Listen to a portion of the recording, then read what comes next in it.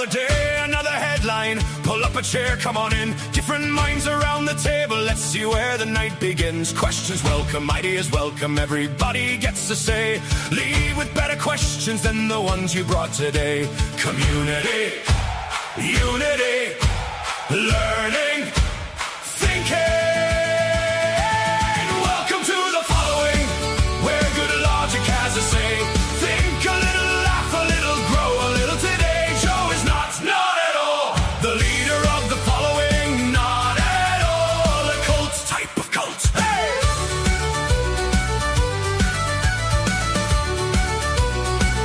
Type of cult.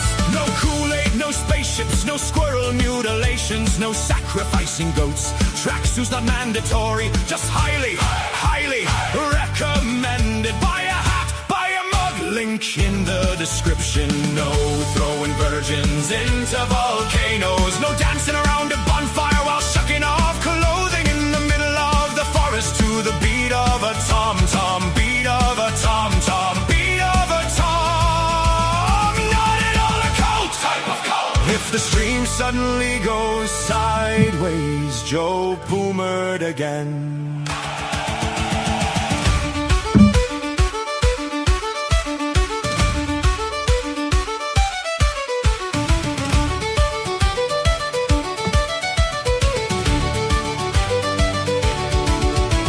Community, unity, learning, thinking. Pull up a chair, stay a while.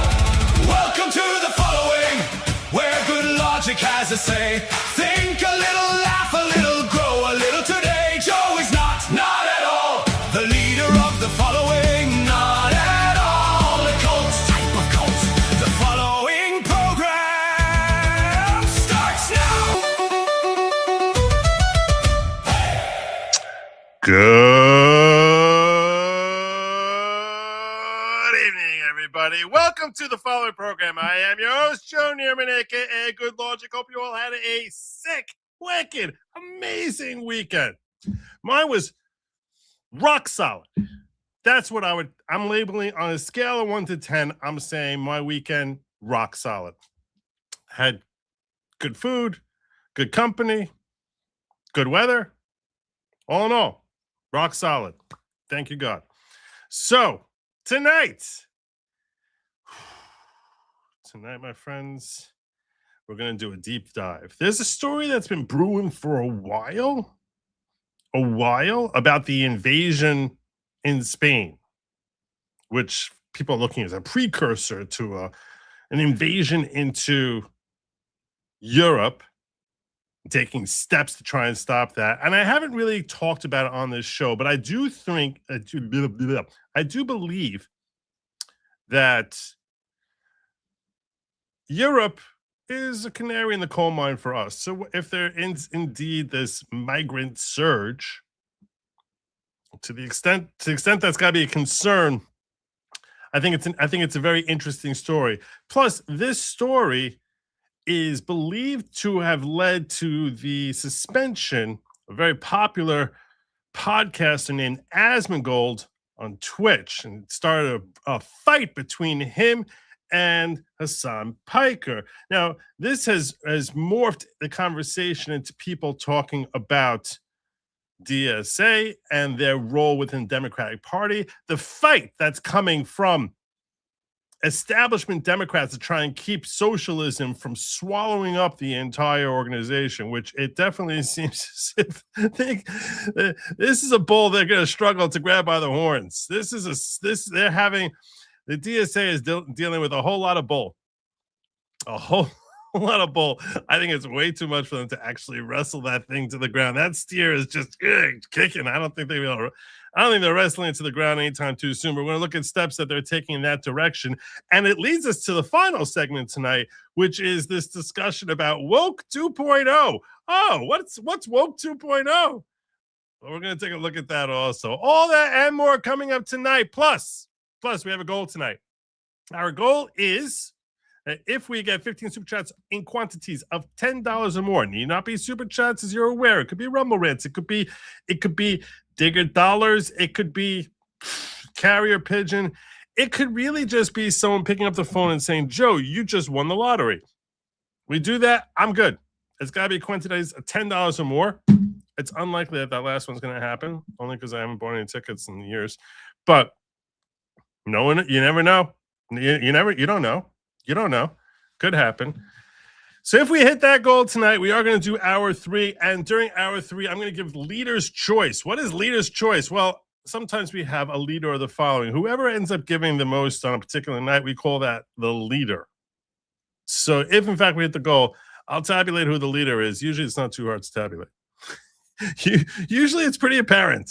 Usually it's not like I have to sit there with the abacus and the fingers and the toes and the counting and all that other stuff. Usually there's one predominant winner, which can be any of several people. And I'll go with, like, I don't know, I can go with a call-in, I go with manifesto, I could do with other stories that are brewing in the news over the weekend. Really, hour 3 is, like I said, I was going to say dealer's choice, but then leader's choice makes more sense because people would think I'm the dealer, right? So, and my point is I'm giving that choice to you. It's coming to you. So that would be if we hit hour 3, if we hit our goal, great. If not, we got a shorter night tonight. With all that, I want to just before I get into all the DSA stuff, all the woke stuff, all the Asmongold and the Moroccan invasion, all that other stuff, I do want to share some good news with y'all. Some good news with y'all. We always hear about these election counts that go on and on and on, and then just blow up in our face, like because Democrats are basically, stuffing the ballots, shoving more ballots in, whatever it is. We always hear about that. We got a good one. we got a good one on a recount. You never hear about recounts actually changing the outcome of an election, but there you go. Over in Indiana, of all places. In Indiana, you don't see anything. I don't see anything. Why doesn't anyone see anything? We should definitely get to see stuff. Yeah, there you go. Okay, over in Indiana. Major win for Trump. Rhino, Indiana State Senator Spencer Deary loses by 3 votes after a recount. Flipped the race in favor of Trump-endorsed Paula Copenhaver. Paula. We're just going to call her Paula. The Rhino, who opposed redistricting, this guy was like one of those senators that I was like, why the hell would anyone in Indiana, which is a very Republican state, oppose redistricting? They're like, no, we don't want to have redistricting. It's not fair, but also nonsense. He led by just a few ballots for this. But now, apparently, he led by 3 ballots before the recount. And after, he lost by 3 votes. Trump's pick wins 6,332 to 6,329. Don't think for a second. Everyone thinks, oh, my vote doesn't count. My vote doesn't count. I guarantee you, all 12,000 people over here probably have had that argument thrown in their face before. All 12,661 people, and they didn't realize 1 or 2 votes. It's just 2 of them just flip their votes. Bad stuff happens. Bad stuff happens. Your vote counts. Hopefully. It should. I noticed my color went from like good to like pale. We're going to try to fix that. Fixing color now. No better. That's nothing. That was a big fat. There we go. That's the color we like. A slightly ruddy complexion. No one can figure out how Joe's camera works, especially not Joe. That's definitely a better color. There you go. I know. I was looking as Crow Minion says, I was looking a wee bit green there for a second. Anyway. All right. Well, so there you go. This turns Trump's slate of endorsed candidates to 7 for 8 that night. MAGA wins in the end. Time for Indiana to redistrict. Well, you get the point. Young men are celebrating everywhere. There's a way for me to. No, I don't mean I'm not pasty white. I am pasty white. I prefer when my camera helps hide that. What do you mean? I'm not green. That I have. I'm not green. Anyhow, that's basically all I got for tonight until we start getting into like what's happening now. Leftist talk, and it all starts. We're gonna start with this. We're gonna start with Ceuta. I don't even know how to pronounce this. You likely have heard about the Moroccan invasion of Spain. If you're from North America, you're almost certainly unfamiliar with the nature of this, unless you're an avid follower of the news, which I assume at least half of you probably are, but probably close to half of you probably don't know much about this story because you're like, this is happening an Atlantic Ocean away. Why am I even thinking about this? But I think it's an important story for us to cover. So what I have here here's a breakdown here. I'm going to tell you right now, the truth behind this Ceuta migrant crisis. This was done by Channel 4 News, which has 4.2 million followers and managed to garner all of 53,000 views on this video.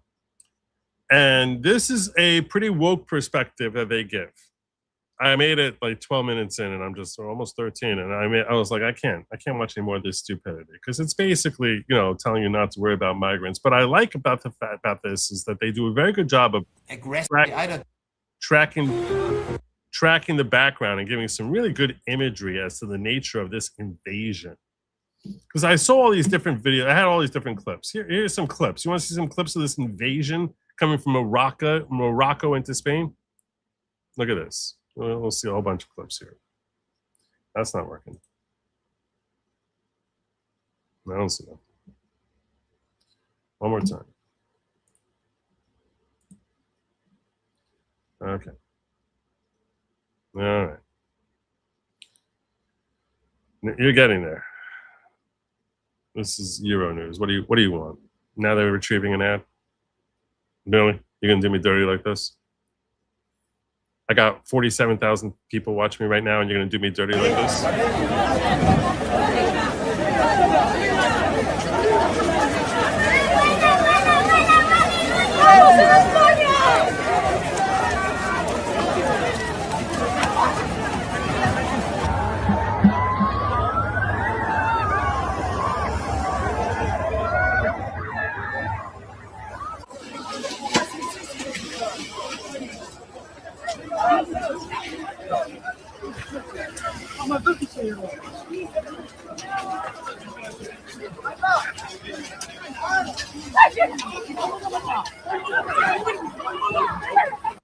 It's like they're giving away, like, I don't know, free subscriptions to Life magazine or something. Everyone's just jumping like crazy.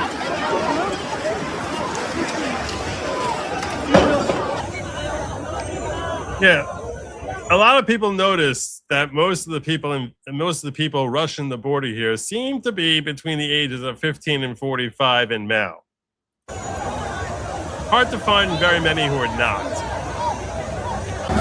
Well, that's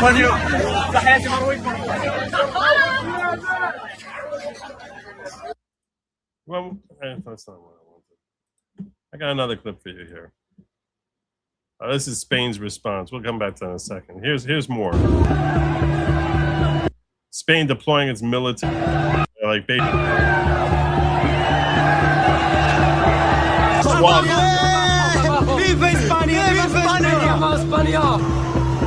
swamped at the border. It's a lot more than 2,000. It's a lot more than 2,000. They're estimating like 50, 60, 70,000. And you'd be saying to yourself, if you were me, why is this happening? Like, what's happening now? Oh, there's a woman. Look, there was one woman. There's Georgia Maloney weighing in. We're going to come to her in a moment. She's the leader of Italy. So she weighed in on this and took some countermeasures designed to protect Italy from this surge.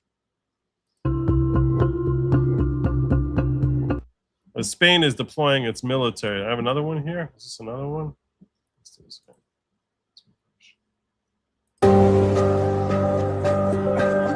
Hundreds of migrants swimming across the border between Morocco and the Spanish enclave. Really, really loud. You don't really even need the music. You could just sort of get a feeling for the insanity that was brewing here.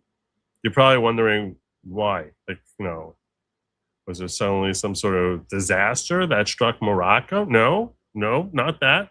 No. That's not at all what happened here. Madrid declaring a national emergency.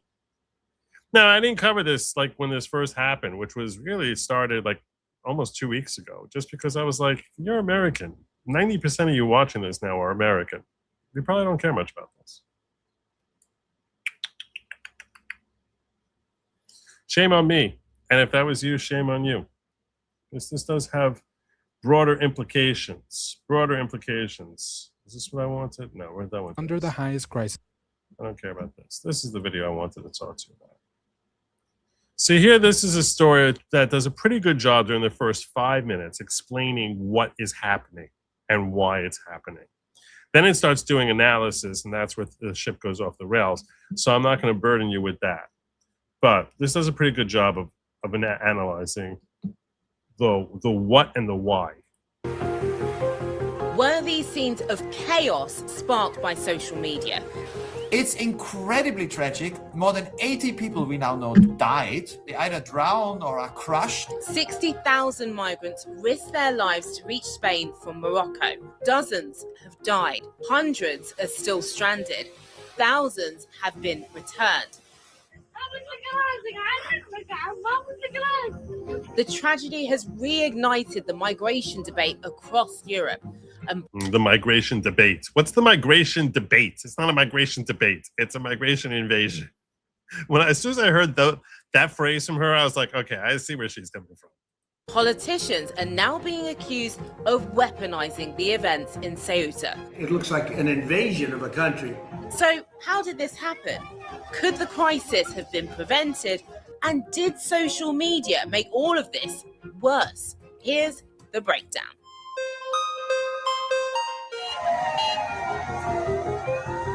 At the end of July, tens of thousands of migrants crossed into Ceuta from Morocco. And it started on July 30th, in case you're wondering.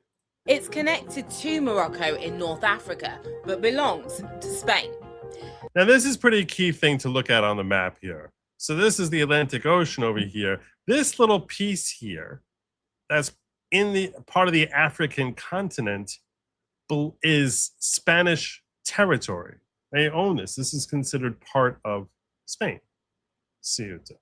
So they're not swimming across this like it's, an extended version of the English Channel. No. They're swimming from like here to like here. They're swimming around the border, or swimming from here to here. It's really more what's happening. So they're swimming around the border like that. Ceuta's one of the only land borders between the EU and Africa. And it's tiny, with a population of just 84,000 people. Well, not anymore.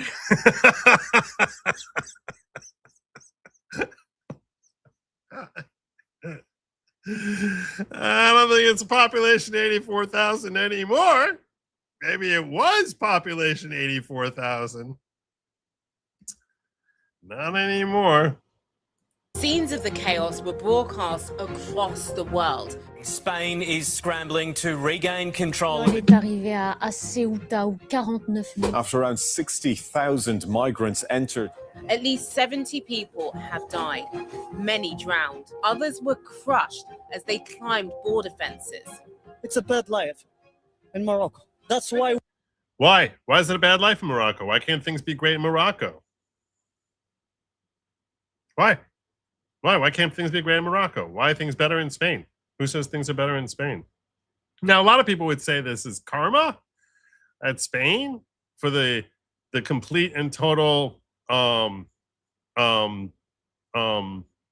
cheese wads that they were when we asked this NATO member to allow us to use their land as a base. They're like, no.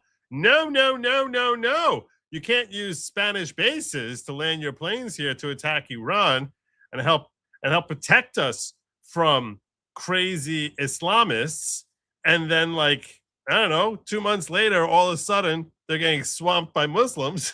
I think that's, some would call that karma.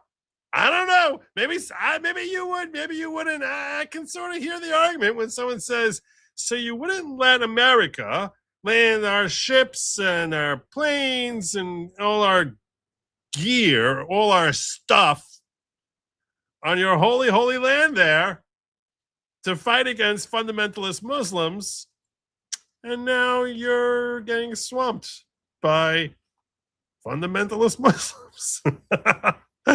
There's sort of a karmic justice. I think that's a fair thing to say. There's a bit of a karmic justice there. We get to swim into. So, but some, for one reason or another, this little Muslim nation over here, Morocco, things aren't so there. The people who are living there are like, living here kind of sucks. So we're swimming to a place that we're hoping is going to be better for us, because we don't like the crap fest that we made of our own country. So we got to go try getting into the EU. There's spoiler alert, it's not much better in the EU. I hate to ruin things for them. Maybe it is. Maybe it's that bad in Morocco. That's possible. I haven't been to Morocco. Maybe it's that bad in Morocco. But things are relatively better in Spain. Nothing. Just sitting in your home or working for 12 hours for a less salary. There's a number of reasons why this might have happened. One is misinformation on social media. Of course. Let's always blame social media. Misinformation on social media. Okay. A month before these crossings, judges in Spain's Supreme Court ruled that, quote, migrants intercepted in the sea while swimming towards Ceuta cannot lawfully be subjected to Spain's border rejection procedure. Okay, now that's a pretty key thing. And this is where the story starts becoming relevant to us. As meaning, one more time, if you swam to for the folks in the Ceuta, back you can who stay weren't paying and attention. couldn't be turned back. See, migrants intercepted in the sea while swimming towards Ceuta cannot lawfully be subjected to Spain's border rejection procedure. So they're basically swimming for freedom. And it's a much shorter swim than the 90 miles from Cuba to Florida. You gotta go just basically like a mile or so. I guess that sort of explains why it's young men who are, you would imagine some women would be amongst them, but you know, younger folk, if they feel like swimming there helps get them freedom from the terrible life that the Muslim community has built in Morocco. But yeah. Yes, but that's the motivation. Border rejection procedure. That ruling was misinterpreted as meaning if you swam to Ceuta, you can stay and couldn't be turned back. How is it misinterpreted? They say this is misinterpreted as if you swim there, you cannot be turned back. Where's the misinterpretation? That's something that this piece, at least in the first 13 minutes, doesn't bother explaining where there's a misinterpretation. Because if that, in fact, is what is written in the decision, that sounds like something that all these people here are not being misinformed. They're actually informed, and you're pretending they're misinformed. Where's the flaw here? If that's what the Supreme Court of Spain says, that you can't turn them away if they're swimming in under normal border policies. Joe, you have a great rant already. Well, thank you. About my coloring, my face coloring? Is that what we're talking about? When they get their rifles and start their attacks, don't forget about the politicians and NGOs that help them. It's going to get bumping. We'll see. We'll see. That's false. What's false? What's false? Hold on. One more time. Give us that. What was false here? Was misinterpreted as meaning if you swam to Ceuta, you can stay and couldn't be turned back. That's false. But that didn't stop. You're saying that's false, and you have a big flashing false sign and a little noise, but you're not explaining how it's false. In what way is it false? I mean, if that's what the decision says, why would that not be what the law is? So she doesn't bother explaining how that's false, which again goes to show you just how tilted this is. I think this comes from Yahoo. I don't even know who does this. Who makes this? Channel 4 News. I don't know what the hell they are. I mean, they just invented a thing. Stop the fake news going viral. Parece que esta lectura de la sentencia del Tribunal Supremo pues ha corrido como la pólvora durante estas últimas horas por las redes de mafia que trafican con seres humanos. In Britain, Reform UK MP Suella Braverman posted on social media that, quote, these men are on their way to the UK right now. That's the claim. That's the concern. They're getting to Spain. They can't be turned away from Spain. So they're on their way to the UK. Maybe that's the next place they're coming. Also false. Oh, well, they gave a big flashy false sign, so you know that it can't be true. I'm just wondering what makes it not true. I hope you'll walk us through that. The migrants never reached mainland Europe, and the majority of them have now returned back to Morocco. How is that the law? How is that compliant with Spanish law? The Spanish law says that you can't return them back. How do we know this is true? And why only the majority of them rather than all of them? What's going on here? Like, what determines someone who was released into Ceuta and someone who was sent back? Even if they had made it, travel from Ceuta to Europe has strict border checks. But Braverman's not the only politiciin to get.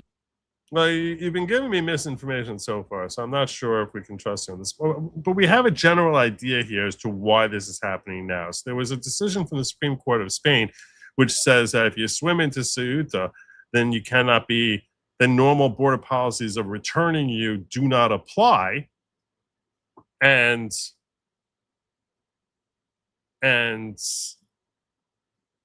I don't know what the basis for that claim, for claiming that's wrong, is. Involved. Italy brought back stronger border checks for visitors from Spain, and France tightened its own borders too.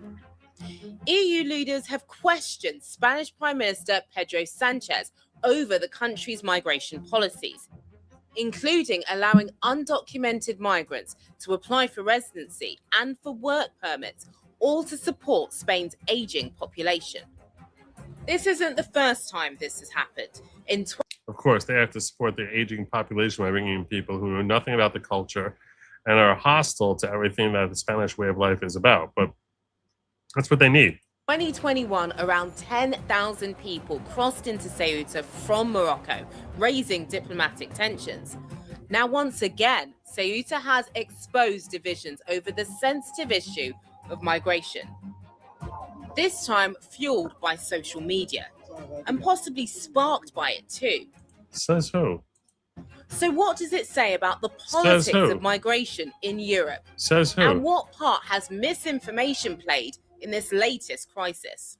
Well, you're just labeling stuff as misinformation without telling us how it's misinformation. And I think it's probably true that Ceuta, that to come from Ceuta to Spain, maybe there is some sort of border thing, even though it's considered part of Spain. Maybe there is some sort of border crossing type of regulation. So perhaps it's not the entry into Spain that those Muslim swimmers believe it to be. But yeah, this woman here seems very, very inclined to have us believe that that if you're Spanish, this should not be a concern to you at all. To help answer those questions, I'm going to bring in Gerald Naus. He's an expert on migration and the chair of the European Stability Initiative think tank. Gerald. Chair of the European Stability Initiative think tank. All right, I'm distrustful of anyone who's part of a think tank because people who are in a think tank assume that whatever it is that they think is the only accurate position to hold. And they're usually a bunch of pompous, flaming losers. And this guy over here, from everything I've seen during the 5 minutes I was watching him, doesn't seem to be any kind of exception to that.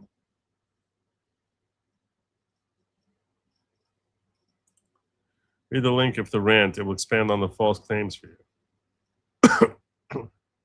read the link if the rant. It'll expand on the false claims for you.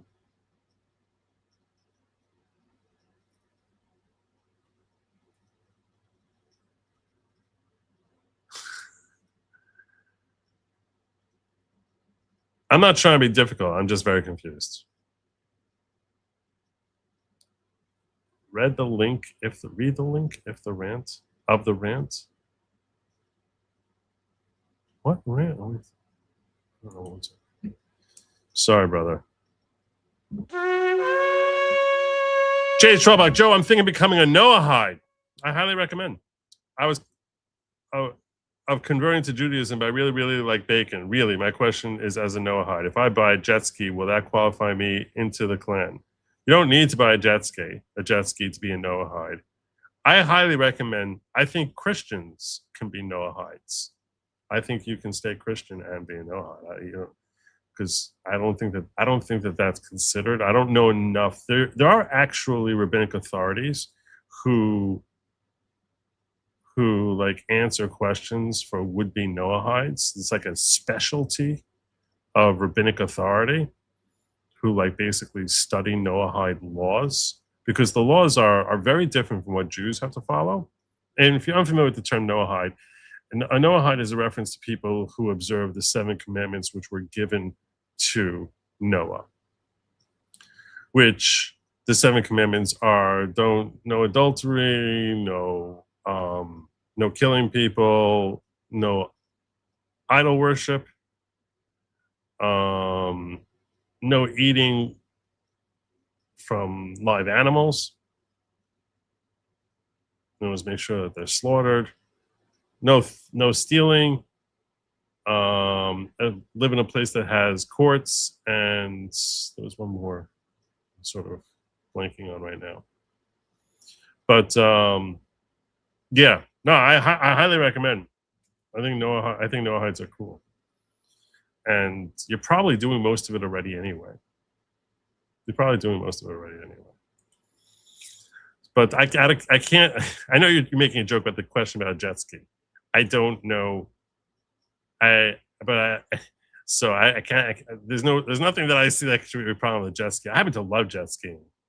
I've gone jet skiing a couple of times. One time I almost drowned, but aside from that, I'm a big fan of jet skiing. It's a lot of fun. Asylum not being claimed the first country they entered dissolves their claim to asylum. That's true. That's true. This is something that we tend to forget here in America. We assume that if you want to be granted asylum, you can go to the country of your choosing.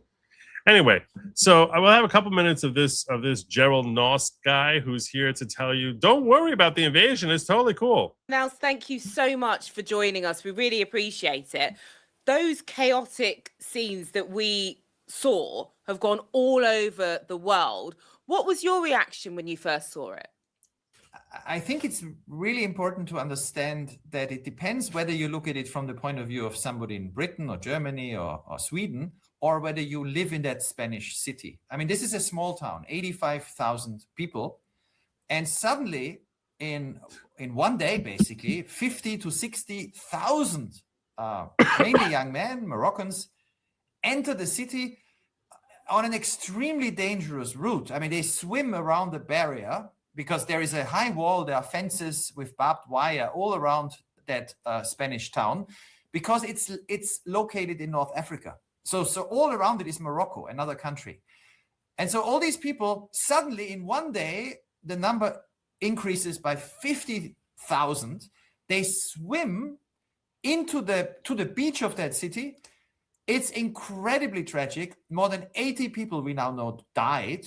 You know, they either drowned or are crushed. And in the city itself, they keep saying crushed, and I don't know what's crushing them. I mean, I'm sure. I don't know what it means. It feels like, I mean, what's happening? Everybody closes their shops. Everybody goes home. The whole town freezes because this is totally unexpected. So for the city, and I think for the people who are involved in this, the young Moroccans, this was a traumatic day. But what has happened in the rest of Europe, or in the rest of the world, but especially in Europe, is very, very strange. Suddenly everybody, or some people, seem to suggest that there are huge numbers of people now, millions, about to come from Africa to Europe. This happened in North Africa. Nobody in these days of chaos, actually even managed to come to Europe, I mean, to the continent. And yet the fear everywhere seems to be, oh my God, what we see there in this town will now happen everywhere. And that's just not true. That's just not true. Why do you think that's not true? that happened then? We saw the reaction from Italy and France saying to Spain, what's going on? We're going to close our borders. And that's not what you do in the EU. You're meant to have open borders between countries. So what's going on? So they have something, I forgot the term. I heard this term earlier for the right of passage through the EU. I think it's called Schengen or something. Let me check this out. Throughout the EU, they have what's it called?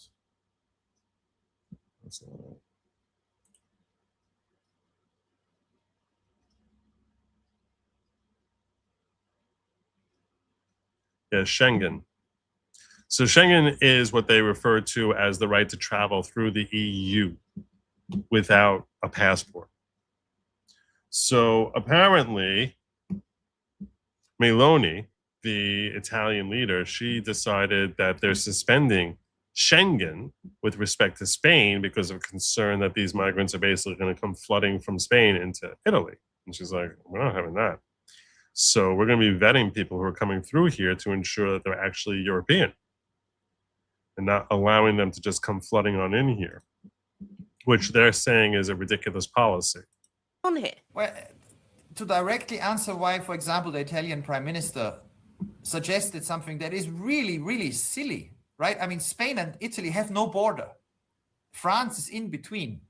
So if Italy says we will now check the Spanish, which normally you're not supposed to, when they come to Italy, she's talking about a few airplanes, you know, with tourists coming from Madrid or Barcelona in Spain. No, it's also the Eurorail, right? I mean, let's not pretend that there's only one way to get from Spain to Italy. There's a bunch of ways to get there.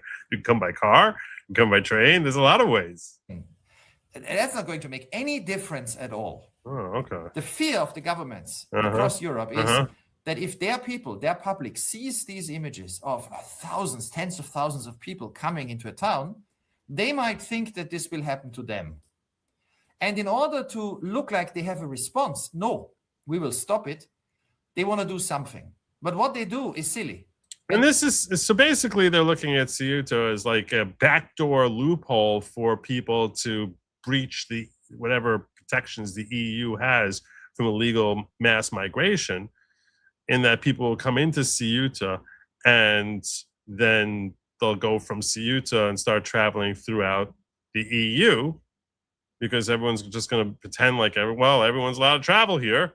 So and he's saying that this is a silly policy. Really? Really? If not now, when? If not now, when? Now, maybe it's challenging to go from Ceuta to the EU. I'm going to pull up Grok here and ask Grok a few questions about this, just because I don't trust the information we're getting from these people. Not that I'm having a lot of confidence in Grok about this.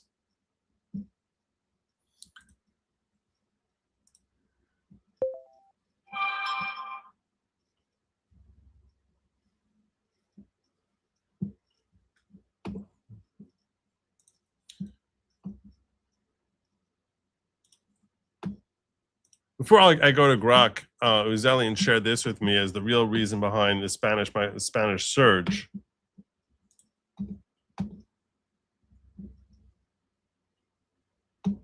And it says Spain rules immediate return of migrants intercepted at sea off Ceuta, Melilla illegal.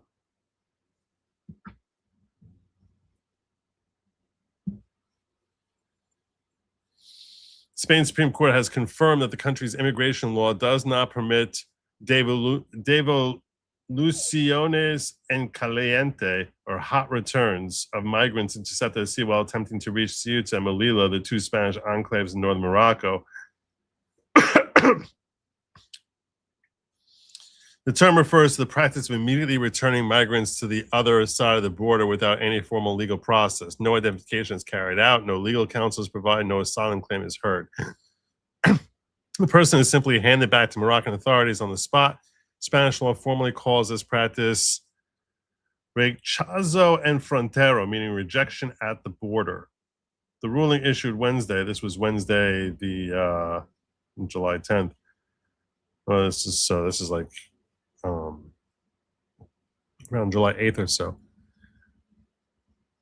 By the fifth section, the Administrative Litigation Chamber establishes new legal doctrine on the issue. It draws a clear distinction between migrants who cross the border by climbing physical barriers like fences and those who attempt to enter by swimming from Moroccan shores.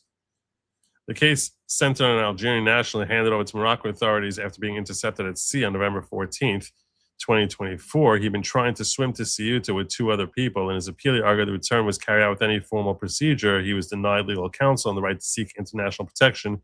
He sought 6,000, whatever that currency is, in moral damages. And the Superior Court of Justice in Andalusia ruled in his favor, though they denied the compensation requests. So I'm not sure why it is. I'm not sure where the misinformation here is, other than that they have to be processed. So it's not like you get to stay, but you have to be processed. And the point is, processing can take a while. That could take a long time. People get stuff done while things are getting processed. We see that here in our country. We see that all over the place. So they're pretending that it's like, no, it's not true. And it's not entirely untrue. How hard is it for us to get rid of our millions of illegal aliens? Yes, I know, but it seems like it's fake money.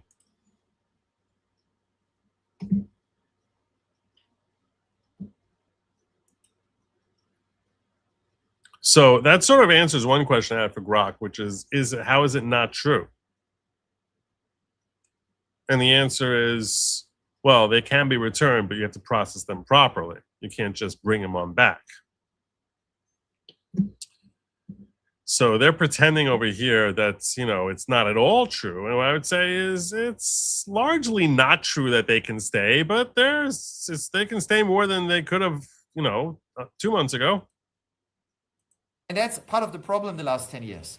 When people are afraid of migration, they have these fears of being, the word is invaded, large numbers coming. Politicians often feel we need to respond. But then what they do is not going to work. So it makes the public even more distrustful that the politicians can restore control. What we have seen in the UK, which you'll probably be familiar with. By the way, I saw this and I quickly looked at it and I read it in my own brain as Dom, what up, honey? And I was like, what the hell is happening here? What the hell is happening in the ghetto? What the hell is happening in the ghetto? And then I saw it said homie. So that changed everything. But while I have Duck Fat up here, I will remind you all that fantasy football is coming. I thought of this because Duck Fat had a pretty decent season in fantasy in a Good Lawgic fantasy football league last year. Fantasy football is coming. If that is your thing, and you'd like to participate and basically duke it out with me and others who you've known and seen in the chats here. So in that case, I'm going to be creating a link over the next day or two for scheduling our Good Lawgic Fantasy Football League draft. It's coming. It's coming. So the draft is probably going to be in a couple of weeks.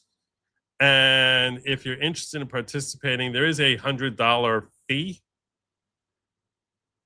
for the draft and all that other stuff. And Uzonian saying I missed the first round. I'm going to get there in a moment. But I just wanted you to be aware to be on the lookout for that in locals at goodlogic.locals.com. That's goodlogic.locals.com. Anyway, the point here is these folks over here, these woke folks over here are going to try and convince everyone that life is all good, is all cool when migrants invade and no reason to worry about it. It's not really such an invasion and all that other stuff. but they sort of talk. They sort of it's a little bit more of a dissection into what's happening in Spain and the EU than I actually cared that much about, or I assume that most of you probably care about. So, but the reason I thought that this story was important is a couple of reasons. One is, like I said, the EU is a canary in the coal mine. Two, it sets up the next part of what I want to cover tonight, which is Asmongold getting suspended from Twitch. Joe, you need to kneel to the Midget King. He texted you today, and you have yet to respond. The Midget King demands you. Who the heck texted me? I don't read texts.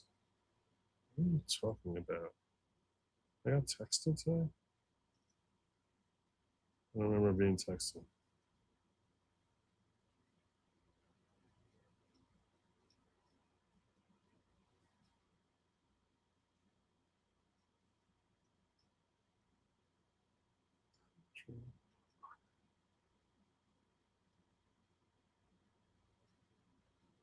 I don't even know what the heck he's talking about. Seriously.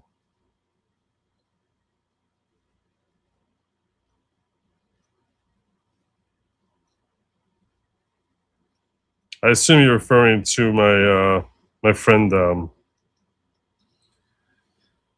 Heinrich, aka Sin.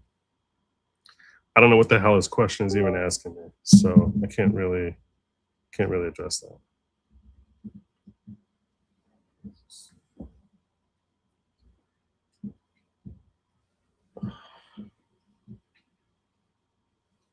Let's see what's happening. I see what's going on.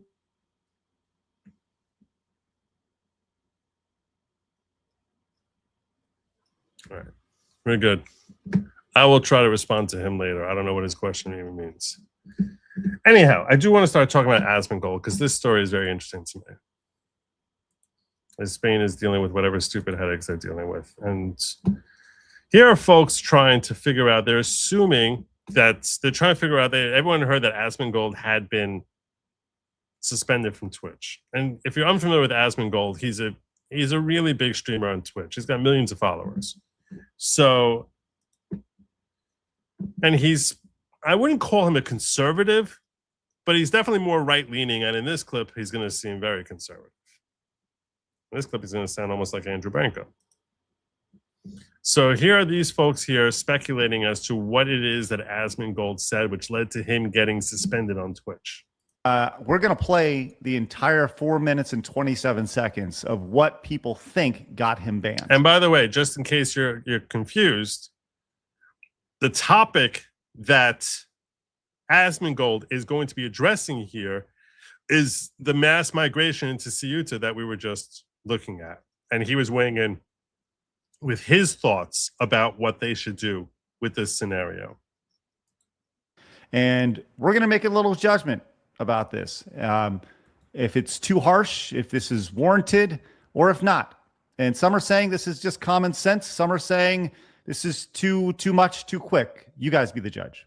Is shoot him, problem solved. That's what I would do. That's what I think they should. I think they should just fucking shoot him. Like, I've said this before. Like, I know that it might sound like, oh, well, you shouldn't do that. I have no sympathy for doing that. And I would do that in a second because it's the right thing to do in the long term. You can never look at in a very, very isolated incident. You could say, and there's always this is emotional blackmail, right? Well, you can't shoot these people. They have kids with them. Well, then don't bring your kids. If you don't want to get shot, then don't bring your fucking kids. So what he's saying is that Spain should have been shooting them in the water. It's really simple. For reference, he's talking about at the borders. You mean you'd shoot adults and deport the kids, right? Well, I'd shoot whoever.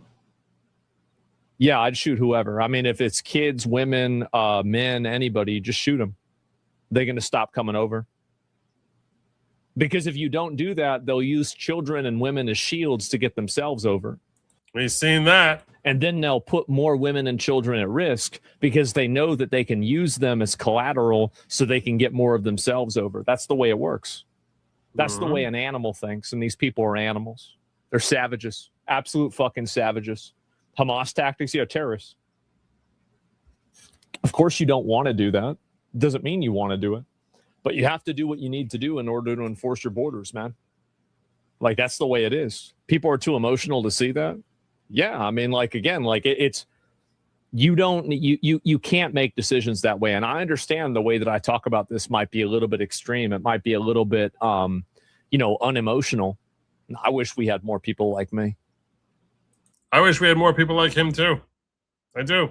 I wish we had more people like him.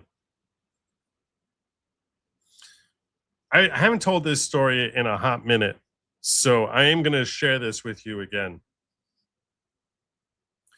The last time I shared it was years ago. And that is a story which explains why it is that Russia is never a victim of terrorism. No one ever tries committing terrorism against Russia. And that's because folks tried once. They tried once, and they don't try no more. Well, what do you mean? What happened? Well, apparently there was this terrorist group that had taken 4 Russian ambassadors hostage. And they were making certain demands about release of various prisoners or certain things like that. Russia didn't release anyone. Instead, they apprehended the brother of the leader, got him, and basically chopped him into pieces and started shipping them to the kidnappers. His ear, his hand. And they told them that if the ambassadors are not released within 24 hours, they're going to find his wife and kids and do that to them next. And that was the end of that. That was the end of that threat. So people don't play around. If you show a savage intolerance for people who have no interest in your well-being, taking liberties with your rights and your rules and the integrity of your people, the integrity of the safety of your people, if you display that brutal approach, terrorists will leave you alone. They respect that. Now you could say, well, it's not fair. What did the brother do? It's not fair. I mean, you can look at it from a moral perspective, say it's not fair. Why is it that why do they have to deal with that? And the answer is, why do our people have to deal with the fact that you have a brother who's a lunatic?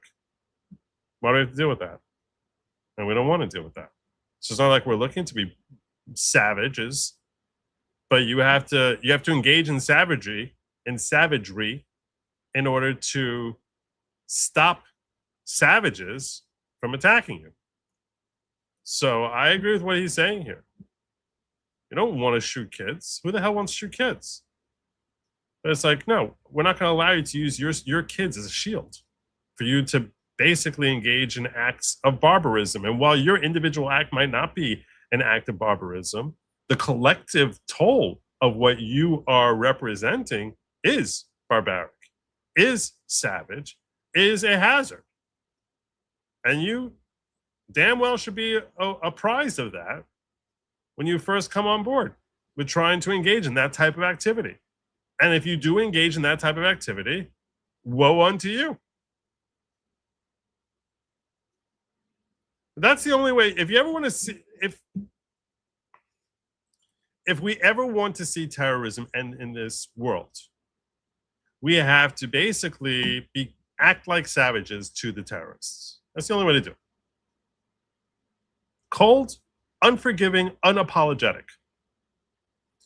And to the knuckleheads from the left who are crying, that's not fair, to hell with them. Anyone who has taken that attitude is someone whose voice should have absolutely no influence over the policy of your nation, because they are themselves a cancer. If not a cancer, they're an enabler of cancer. So maybe they themselves are not a cancer, but they're standing there trying to protect a cancer and allowing that cancer to rot, fester, grow, and metastasize to destroy the body. So that in that sense, they are a cancer. They're inhibiting the relief from coming to the body. You have potential relief, potential remedy, potential medicine, to stop this cancer from metastasizing. They're standing in the way of that. So in that sense, they're no better than the cancer. Now, I'm not saying that we should, I'm not saying that you shoot them. I'm simply saying that they should be given no quarter and no heed to any of their opinions, because they're ultimately self-destructive. They don't know what the hell they're talking about.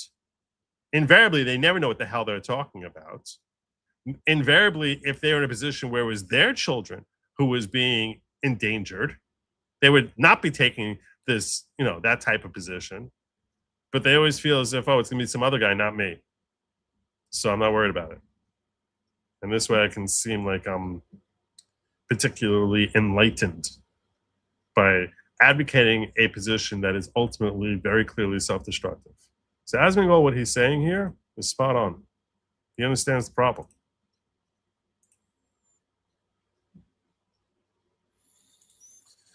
Yeah, I doubt there's anyone, at least 10, 12 people. We don't know the names. Why is it we don't know any? Who? Give us their names. I want to hear who it is that died. Tell us about all the deaths. I don't believe it either. I do. I wish we had more, because we got too many pussies that are too worried about the optics of something rather than the reality of it. The reality of it is that if you allow people to use kids as a shield to come over, they're going to use kids as a shield to come over. And that's going to cause a net increase of child exploitation, a net increase of child suffering.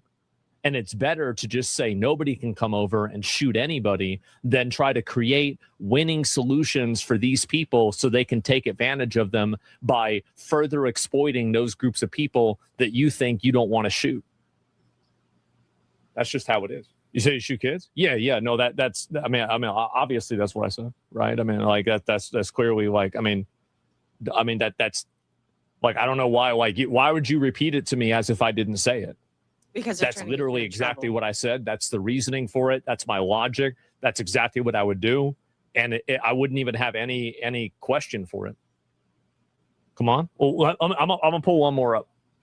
Keep the kids, deport their families. What do you think the kids do? The kids grow up and they resent you for supporting their families to turn into terrorists. No.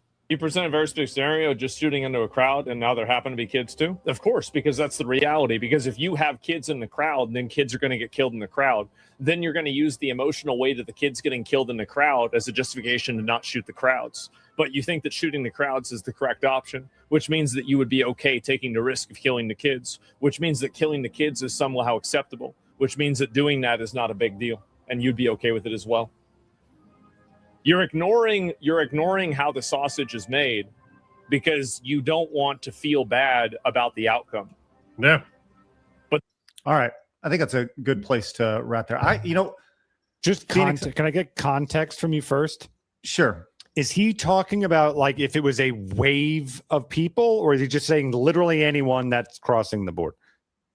He's saying undocumented children or people crossing the border illegally. Now, if there's a way to stop it short of shooting people, I don't know that Asmongold would take that position. I think they're weighing into what his position is. But that is what everyone is assuming is the statement that he made that got him banned from Twitch. And with that, I think this is the sort of thing I say, which makes YouTube say, let's unsub people from Good Logic. So this is a good time to remind you that if you could hit like and subscribe, I would appreciate it, because it's the sort of thing that when I say, I don't think it helps my algorithm too much. I don't think I'm doing my algorithm any favors. I think my algorithm is like looking at me saying, Joe, what are you doing to me? What the hell are you doing to me? Anyway, so that's the clip.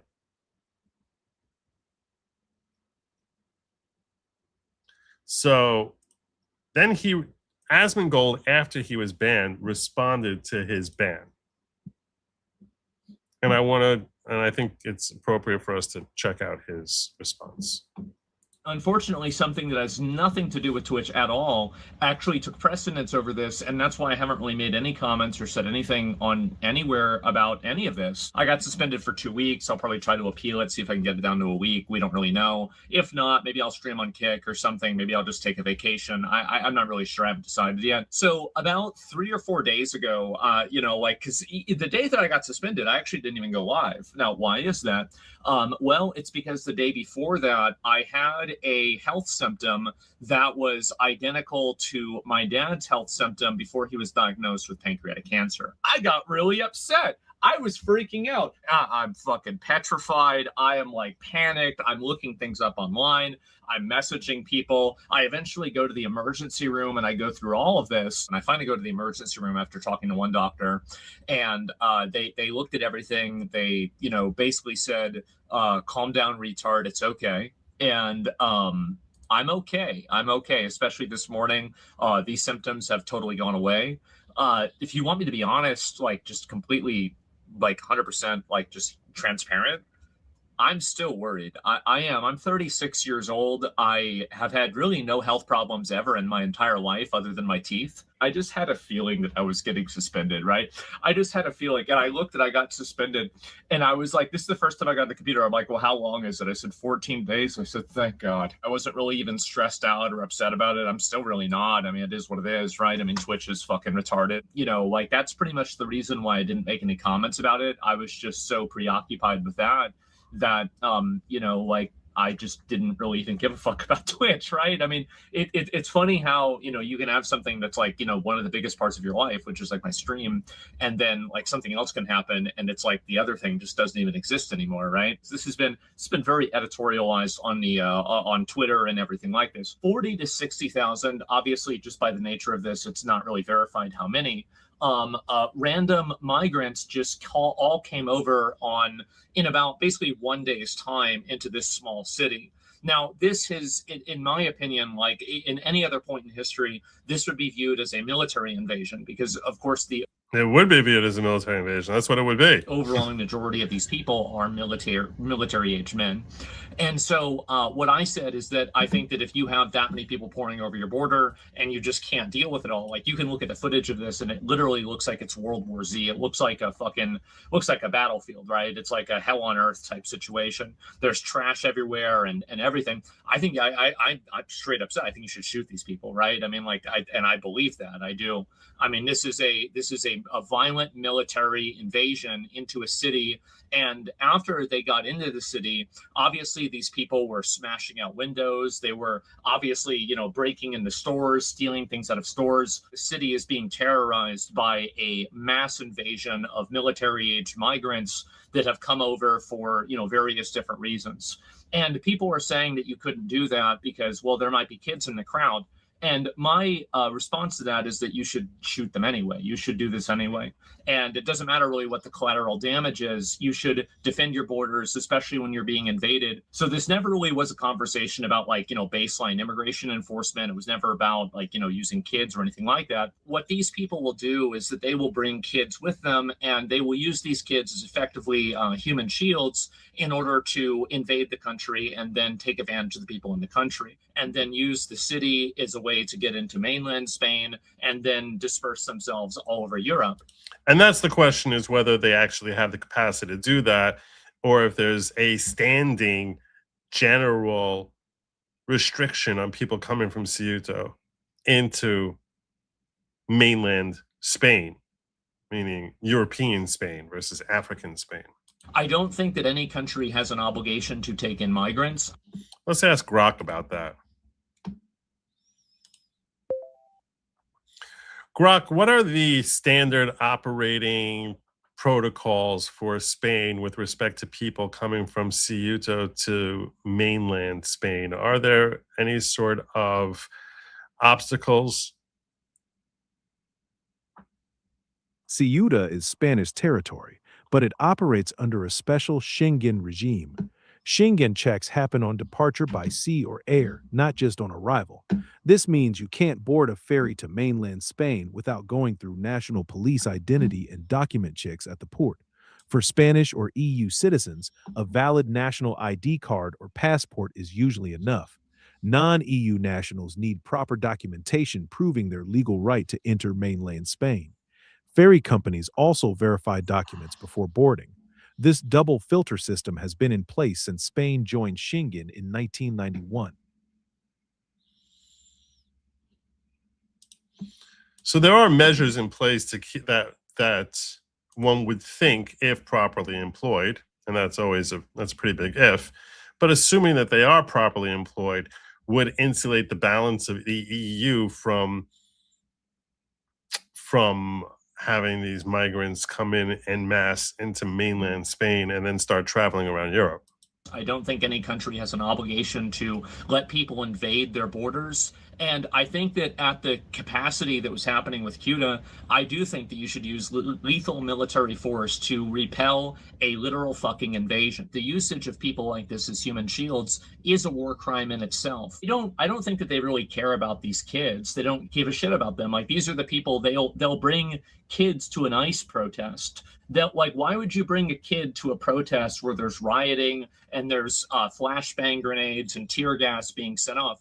And the truth is, and there is a reason for it, the reason why they do that is because they want to use these kids and the harm that these kids will inevitably go through because of collateral damage, and they want to use this as a political tool so they can advance their agenda. It's exactly what Hamas has been doing for decades. These people they're sick. It's not a very polite thing to say. This isn't something that you'd read on a bumper sticker. But I think this is the nature of the world, and it's the nature of the reality that we live in. I think that there are definitely criticisms people have of me that are valid, where, like, I probably do dial it up a little bit too much, and maybe I could use different rhetoric, etc. But I want to let you know that I apologize for nothing. I meant exactly what I said. And I think that these borders should be defended with lethal force whenever it's being invaded by 40 to 60,000 people at the same time. I don't think that I... And that's the point. It's not just one person swimming across or three people swimming across. But when you're talking about hundreds or thousands of folks coming out in mass and trying to use that as a way to overrun the place, that's when he's right. There's no alternative. You either protect your borders or you don't. It's really that simple. You protect your borders or you don't. So for people to start saying, oh, well, what about the children? It's ridiculous. It's a ridiculous perspective to take. Asmongold's right. Said anything wrong. I think that a lot of people actually would agree with me. And so I apologize for absolutely nothing. I said it in a very abrasive way, and I'm going to continue communicating that way. It's how I was raised, and I'm not sorry.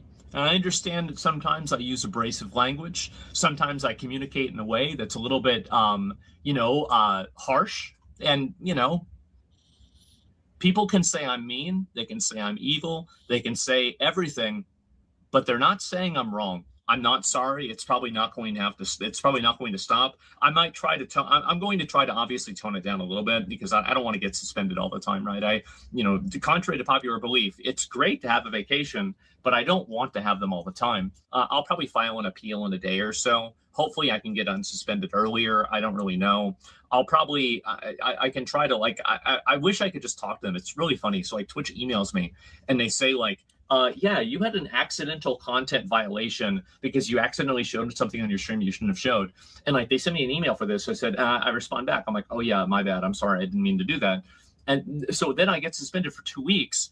No email. I don't have any email. So this is the funniest thing, by the way. I actually don't even know. And he's like the biggest person on Twitch, which is why him being suspended, you would think is kind of a big deal. Not something that they would just do lightly. Let's ask Grok where he ranks on Twitch. Grok, where does Asmongold rank on Twitch as far as being the biggest streamer? Asmongold, streaming mainly on his Zach Rawrar channel, is a top-tier Twitch creator. For the full year 2025, he ranked 3rd in total hours watched with about 85 million hours. Currently, in August 2026, his Zach Rawrar channel is around 11th to 13th overall by average concurrent viewers, pulling in roughly 33 to 34,000 viewers. He also has a 24/7 VOD channel, Asmongold 247, which adds to his total watch time but has lower live numbers. So when a guy that large gets a 2-week vacation forced on him, it's pretty big news. No, this is why I got banned. Twitch has never communicated to me what the thing is that I did wrong that got me banned. I'm just guessing it's probably the thing that everybody was mad about, right? So I don't know, maybe it's actually some other random clip that had nothing to do with this. But you know, that's generally what my thinking on it is. Will I be back? Yeah, sure, I'll be back. It's been nice to have a little bit of a vacation. I've been stressed out about other like life stuff. I feel like I'm in kind of a position in my life now where it's like, what am I doing with my life? Where do I want to be in 5 or 10 years, right? It's like, you know, kind of midlife crisis type stuff I'm dealing with. I don't talk about this a lot on stream because it's stupid, boring, but I have been going through my own personal issues as well, especially right after losing both my parents, and I'm living here by myself. And, you know, it gives you a lot of questions for like what to do in life. And so that's really kind of why I haven't immediately responded. It had nothing to do really with Twitch at all. I was worried about something that was a lot more important. So there you go. That was what he weighed back in with. And this starts bringing us over to Hasan Piker, crazy leftist Hasan Piker, who quote tweeted this. And when he quote tweeted it, he said, Asmongold's response to being banned for advocating to murder migrant children was to double down and then talk about other kinds of children that should also be murdered. I'm not even joking. That's not at all what he said. But that's Hasan Piker, so what do you expect? And Asmongold responded, Hasan has said that Israeli settlers were valid military targets, and then explicitly said there are baby settlers. Anyone can look this clip up and find it. You're not mad I said to shoot kids. You're just mad the kids I said to shoot are not Jews. And that's true. So now he says, no surprise the child murderer advocate is lying for the state most famous for murdering children. No, really. Here we go. Here's Hasan Piker, the lunatic. Gunshots at the Trump rally? Shut the fuck up. No. America deserved 9/11, dude. Fuck it. I'm saying it. We fucking totally brought it on ourselves, dude. Holy shit. Every type of armed resistance against both the settlers and also the Israeli occupying force in the West Bank. Doesn't matter if it's your favorite podcasters like Wife that participate in these raids. The violence that the Palestinians engage in an act of resistance against this illegal occupying force is literally legal, definitionally legal. If you cared about Medicare fraud or Medicaid fraud, you would kill Rick Scott. Okay, the moment is clear. You got to sick like the ACP guys on him. Okay, that's it. You got to get one of those like Haz al Dink type motherfuckers to just like eat his ass alive, you know? 874 Bellevue Drive, and I'm gonna kill you with my AR-15. Like, that's the type of messages they were leaving in this dude's office, and he's resigning. So I think that people are a lot more radical now. This is an unprecedented time to really get others on board. Someone has to do it. See, when I say that, everyone knows exactly what I mean. Yeah, what he means is someone has to assassinate the guy. I think that shows that there's a lot of anger, a lot of resentment, and untapped revolutionary potential, as a matter of fact. Well, my understanding is that the property owners who have properties there choose just not to rent it at all. Yeah, kill them. Kill those motherfuckers and murder those motherfuckers in the street. Let the streets soak in their fucking red capitalist bloods.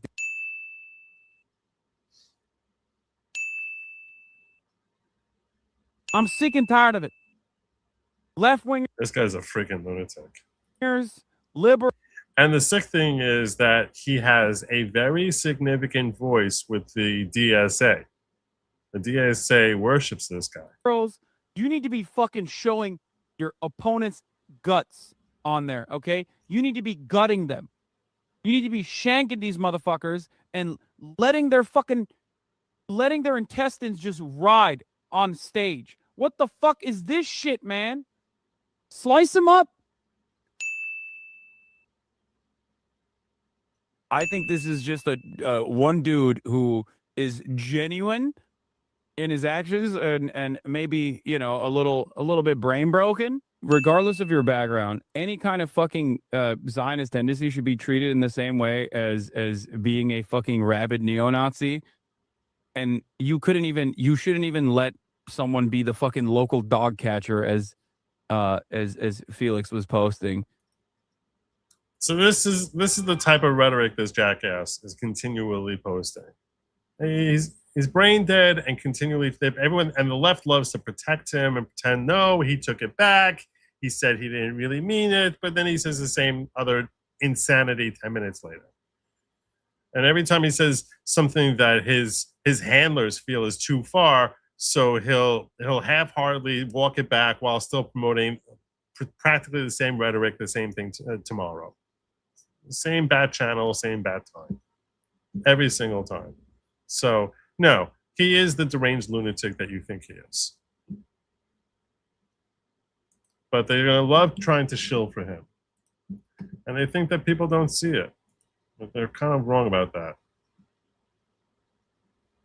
Elon Musk quote tweeting, X-Freeze, who wrote, "You're the biggest idiot if you bring a poisonous snake into your home.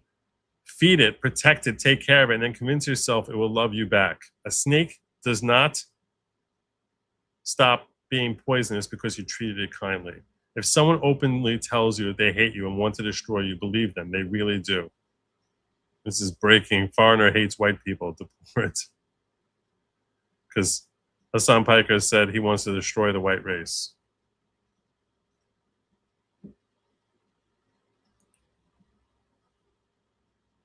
Yep.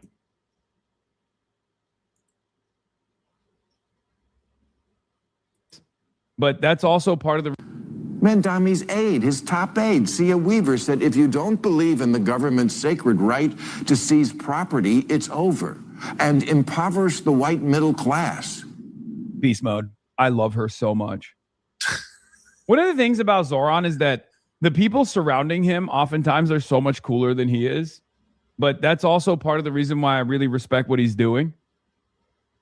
She's awesome. What? That's a goal? Well, so Hasan Piker, it is. Meanwhile, of course, he lives his own $2.74 million home, driving his $200,000 Porsche. But it's always about let's go after the rich, just not me.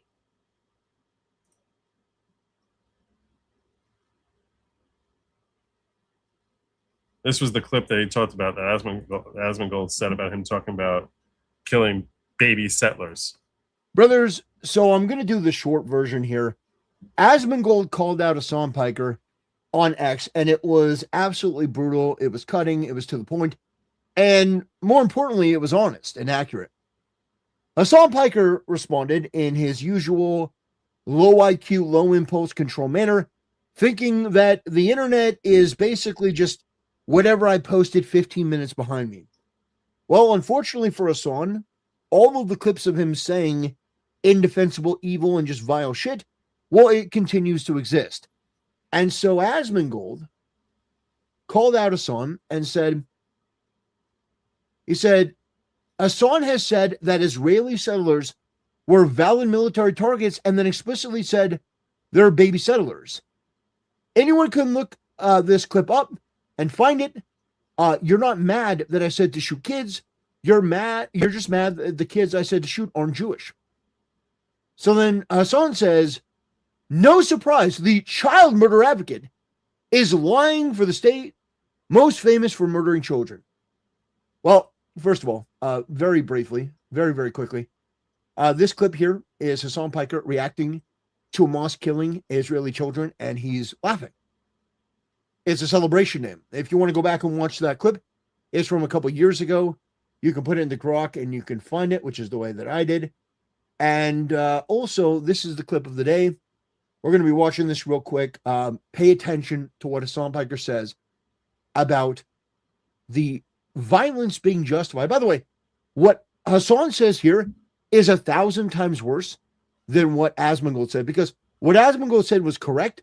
But Hasan Piker, his logic, his morals are so inverted. Just take a listen. In the oppressive manner that they behave, is because Palestinians, and this is going to sound very radical and possibly very violent, but this is a matter of law, and maybe even if you agree with this, a matter of morality. Palestinians, where's the law? Have the legal ground to violently seize back their own homes from the settlers. This is a reality, and that is precisely the reason why they have to exist under endless occupation in the West You know Bank. what? And that's why I say if it was settlers, that would be a lot more understandable. But let's not obfuscate. Okay, I understand what you're saying, but this dude just called babies militants. No, I understand. And there are baby settlers as well. But there are baby settlers as well. There are babies in the settlements. But there are babies in the settlements. There are baby settlers. Hasan just got done saying that violence against settlers is permissible and justified. And Ethan's like, well, okay, like you're saying that, but there are like babies there. And Hasan's response is, well, they're baby settlers. Yep. Yep. Psychopath. Here's the evil that lives amongst us. Well, speaking of which, as I said, he is one of the most popular figures with the DSA. One of the most popular figures with the DSA. And establishment Democrats are very frustrated. They're not sure what the hell to do with the DSA. And there is a fight coming. There's a fight coming. Here's Joe Scarborough.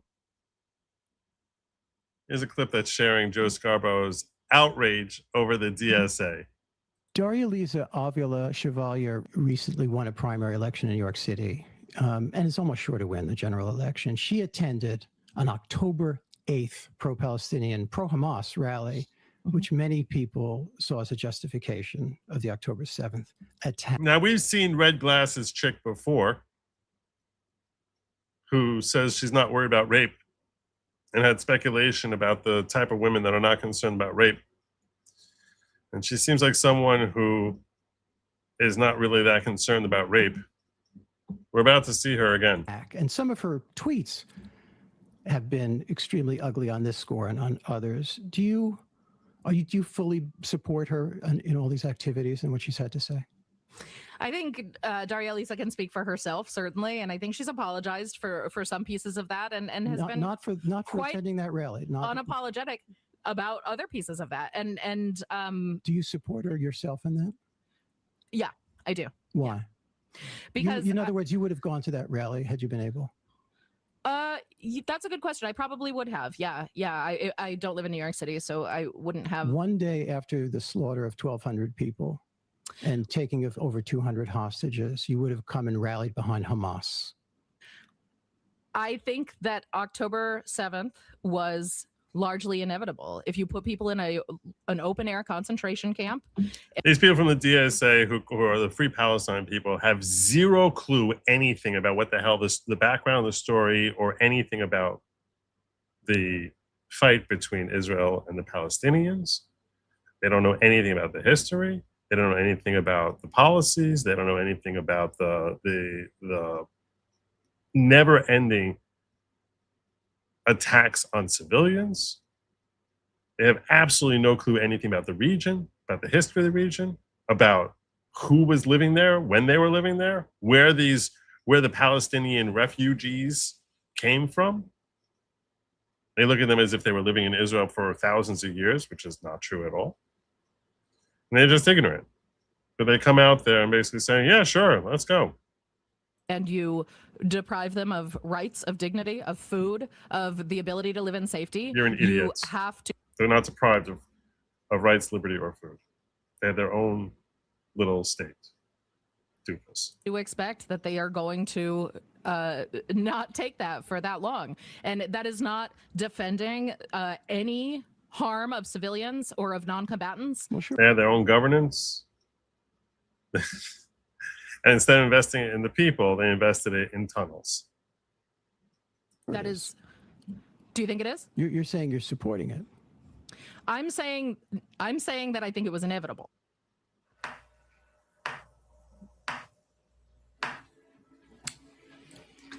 Wow. The co-chair of the DSA supported going to a pro-Hamas rally the day after Hamas gleefully slaughtered more Jews on October 7th than any day the Jews were slaughtered since the Holocaust.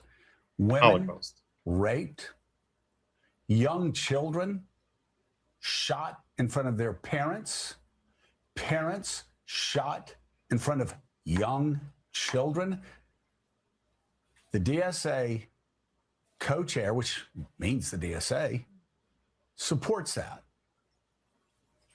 I really don't want to hear from the DSA anymore that they're about economic justice or healthcare. This would be like going to a pro-Al-Qaeda rally on September 12th, which I'm sure many people in the DSA would say, well, that would be perfectly fine, but let's look at the U.S. policies throughout the years. It is unbelievable. So, yeah, establishment Democrats are getting sick of the DSA. There's this big conflict where some of them scream, big tent, big tent, big tent, and others are getting visibly sickened by this and think that it's basically, it's terrible and it's disaster policy and that it's about economic justice and that it's basically a disaster waiting to happen. I mean, there's so many things that to love about the DSA. In case you're unfamiliar with the acronym, it's Democratic Socialists of America.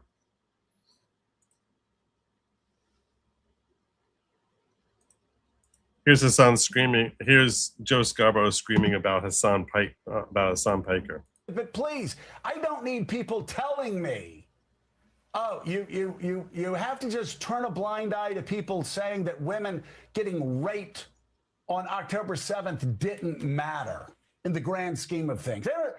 No, Americans aren't going to support that. This is not about me.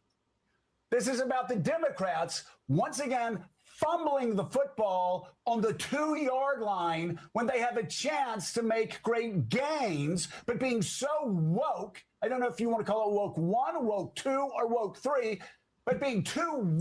When I saw this morning, it was the first time I heard the phrase woke 1, woke 2, woke 3, but I heard more about it later today, which is what brings us to our third story. You see how all of these stories naturally flow in from one into the next? This is like one giant podcast. There's a lot to unwrap here. Woke to call out the obvious. I swear to God. It's crazy that we're even having this conversation. If somebody says a woman being raped doesn't matter in the grand scheme of things, it's okay to call that person out and demand that candidates distance themselves from those people. If you want to rule, over a party and win elections. If somebody says going to a rally the day after Hamas slaughters more Jews than any time since the Holocaust, it's okay for Chuck Schumer. It's okay for Hakeem Jeffries to call that. But he has no cojones, Chuck Schumer. He is a spineless jellyfish. Despicable and demand that people distance themselves from that. That's okay. So why are we bringing this up now? We're bringing this up now because it seems an awful lot like what was happening in 2024 when Democrats couldn't get out of their own way to win an election they should have won. They weren't going to win that election. They weren't going to win that election. That wasn't going to happen. But you see people leaving the Democratic Party and just freaking out. Lifelong Democrats. This is, I'm about to share with you here, Julian Epstein, who's former chief counsel for the House Judiciary Democrats, just announced he's leaving the party, saying that they lost their moral center. This is good news. I have been criticizing the Democratic Party for a long time as being far to the left of the median voter. So just as a matter of practical politics and pragmatism, I think the party has gone way too far left. But I think the party has also lost its moral center. I'm Julian Epstein. I'm a longtime Democrat. I was formerly the chief counsel of the House Judiciary Committee and the staff director of the House Oversight Committee for the Democrats. I'm the former CEO of the consulting firm LMG, which represented, amongst other people, Hillary Clinton for president. If this is where the party's going, this is not a party I want to have anything to do with. My piece in the New York Post today basically says that I'm jumping ship, that I am going over to the Republican side in the Michigan Senate race, and I'm supporting Mike Rogers. And this is because I think the Democrats have gone off the deep end. I think the lunatics are in charge of the asylum. I think that they are. There is no room in the tent for people that want to destroy our Constitution. There's no room in the tent for people that want to align themselves with radical Islam. There's no room in the tent for people that want to align themselves with anti-Semitism. And there's no room in the tent, I think, in my view, for people that don't have any interest in building for the next generation, but only want to redistribute what others have created and want to basically tear down the free market that has been the most effective anti-poverty liberation machine that human beings have ever invented. If you want to start taking these lunatic positions, then I'm just not going to be part of it. And I suspect more, this isn't about me, I suspect you're going to see a large group of Democrats starting to defect. I think this is what you're watching in real time here is a party that is jumping off a cliff. And I just don't intend to jump off the cliff with them. If you listen to Mike Rogers, he's sort of a very practical, middle of the road, normie guy who would have been very consistent with where the Democrats were, say, during the Clinton administration. Yep. That means he's too much of a neocon, but he's definitely better than El Sayed. Definitely better than El Sayed. But he's not alone in having concerns about the DSA's influence on the Democratic Party. No. In fact, Democrats are launching a campaign to curtail the DSA's national influence after the El Sayed win. Centrist Democrats launching a $15 million campaign, and I thank Dick Parker for sharing this news with me via DM. I listen. I might not always respond, but I try to listen. I don't always see in time, but I saw this one and I was like, this fits right in with what I'm talking about tonight. Centrist Democrats launched $15 million campaign to curtail DSA's national influence after the El Sayed win. Reported by the Washington Examiner. The Democratic Party centrist wing is escalating its fight against the Democratic Socialists of America, commonly referred to as DSA, with the think tank and advocacy organization Third Way launching a $15 million campaign to blunt the socialist movement's growing influence ahead of 2028 presidential race. Third Way is planning to fund public opinion research, opposition research, digital advertising, and outreach to activists and influential party figures to counter the DSA's growing influence and prevent it from becoming synonymous with the Democratic Party's brand. Well, it's already become synonymous. I hate to burst your bubble on that. Quote, it's imperative to us that this is just not a faction within the Democratic Party that we can appease, Kate DeGruyter, a senior vice president at Third Way, told the Washington Examiner. The party cannot be associated with these kinds of far-left radical ideas and stances. You see, you're already there. This is what you don't realize. The whole Democratic Party has already been leaning in this direction. When you're fighting, this is why these people are so stupid, okay? Because when you're sitting there, you're so invested in fighting against Trump that you say, we are going to stand up and fight against ICE deporting criminal illegal aliens, which is what everyone in the Democratic Party was saying. Everyone was saying. You're surprised to see radical, fanatical, socialist Democrats rise up in gaining power? You've been so dead set, invested in doing anything you possibly can, no matter what the policy was, to pretend that it was wrong, even if it was something that you were advocating for 6 minutes earlier. But just because Trump was saying it, you had to scream, wrong, wrong, wrong, evil, evil, fascist lunatic. That, of course, the loudest people screaming wrong are going to rise to the top, no matter how insane their policies are, because you're not about policy anymore. You're about person. You've not been about policy for a very long time. You've been about who's saying the thing rather than what thing is being said. And when you're about who is saying the thing rather than what thing is being said, you have no policies. You just have an identity. So first, you embraced identity politics by basically engaging in all sorts of stupidity, heralding the likes of George Floyd as if he was some sort of hero simply because he was killed by a white cop. And wrongly killed. Probably. He was certainly reckless enough in causing his death. So you're basically siding with people who say all cops are bad.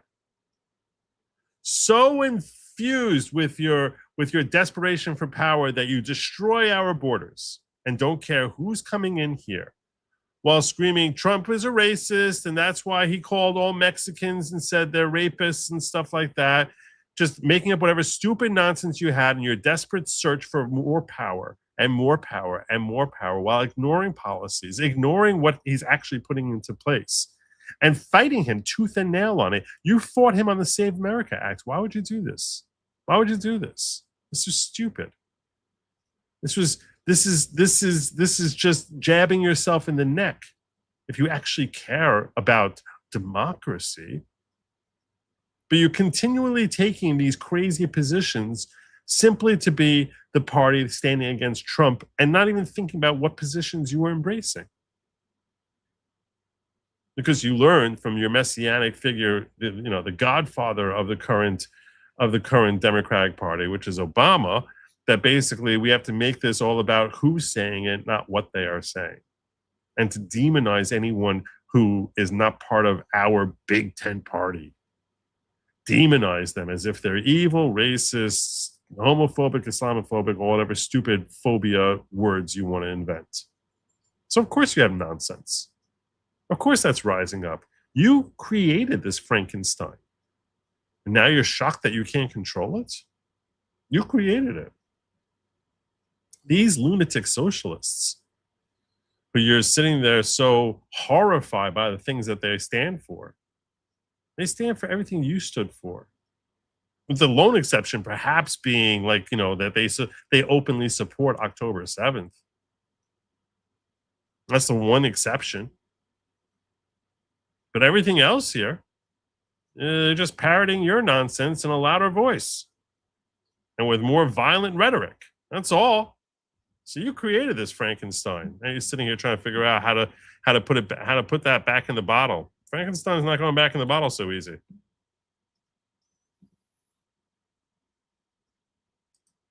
Precisely right, Janelle. Precisely right.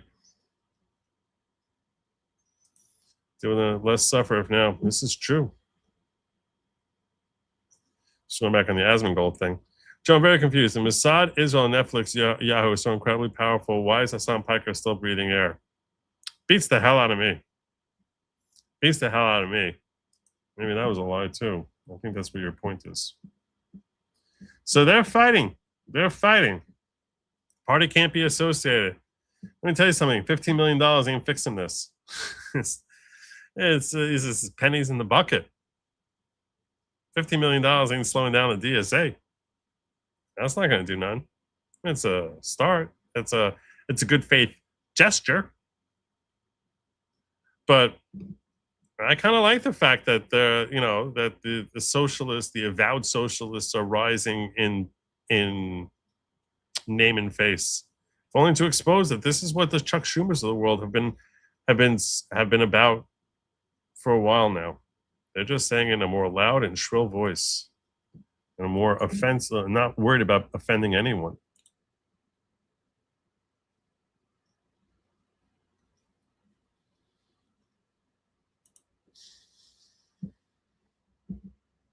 And this brings us to the new tactic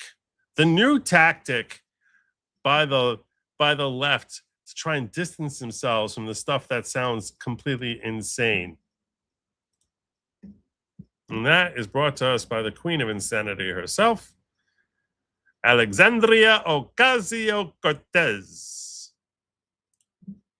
The abolished prisons, abolished police, which is also positions that have been taken by a lot of the progressive candidates who have won. How do you get around that? I mean, those are not positions that are supported by Right. I mean, I think that a lot of these races, even right now, they'll have a tendency to be nationalized. Yeah. But these races ultimately are local, and all politics are local. My understanding is that Francesca Hong has made clear her present stances to her electorate. Yeah, she's moved away from election. She moved away. She's someone else who's running for office right now, whose election I think is whose primary election is tomorrow, and she's expected to win. Another socialist. Right, she's moved away from it, and I have. We've all moved away. We moved away from it. We moved away from it. When? Why? Who? A local city councilman that has this saying woke one was crazy. Woke one was crazy. Okay, that's and I think that's the truth. What does that mean? What was woke one? The abolished prisons. What was woke one? What's woke two? How are they different? What are you talking about? Woke one was crazy. When did woke one end? Just now when she made the statement? When did woke one end? No one knows. No one knows. No one knows what the difference is between woke one and woke two. Well, we're going to try and figure that out. We're going to try and identify that for you. What's the difference? I did leave out that they had to borrow the 15. The DNC did borrow 15. I covered that story last week. That they had to. But that was actually the DNC. The DNC itself had to borrow $15 million. So you have the DNC borrowing $15 million, and now you have this organization, this NGO, which is infusing 15 million, called Third Way, which is infusing the $15 million. So, but excuse me. Yeah, last week the DNC we reported on the DNC borrowing $15 million and like putting up their offices as collateral. This week, one of their biggest supporters is investing $15 million to fight against the DNC. It's such insanity. We're living in interesting times. Kansas Miva says, what's your opinion, Joe, on Democrats that are going to bail ship? Do you think they're going to go with the Tucker Carlson crowd? No. No, I don't. A lot of them are bailing ship because they don't like the whole anti-Israel rhetoric. You're asking a very good question because they seem so thoroughly adverse to Donald Trump. But over here, they don't have to pull the lever for Donald Trump himself, right? Because he's not going to be running in any more elections. So they're not pulling the lever for Donald Trump himself. So in that sense, they can but they're not going to be joining up with the woke right. They're trying to get away from the wokeness. And Tucker Carlson is pretty much the face of the woke right. He and Dave Smith and Candace Owens and a whole bunch of folks. So I don't think that they're going to go with the Tucker Carlson crowd because part of what they're fleeing from is this insanity that, the Muslims were justified for basically doing whatever the hell they want to get freedom for Palestine, which is a Tucker Carlson position pretty much these days. So I don't think that they're going to go. I think that when they jump ship, I think that they're going to vote for the Mike Rogers of the world. They're going to look for the biggest neocons they can in the Republican Party. They're going to avoid MAGA. So they're not going to like MAGA candidates, but they're going to basically be jumping ship to support the John Thunes of the world. Not that he has an election now, but they'll be jumping ship to support the Mike Rogers of the world. That's what I anticipate will happen. because he's consistent with their brand. Because frankly, and it's a great question you're asking, there never really was, you take Trump out of the equation, who they managed to polarize into being some sort of uniquely divisive figure, even though he wasn't at all divisive. But they tried using the Obama method of demonizing him and turning him into some sort of polarizing figure. Mind you, this is a guy who was like literally getting awards in the NAACP for how good he was to black people. You know, mind you that no one ever thought he was a racist in 2015 or before, and he was in public spotlight for 30 plus years before that. No one ever thought he was racist. But they invested so much of their time and effort specifically trying to demonize him individually and MAGA writ large. So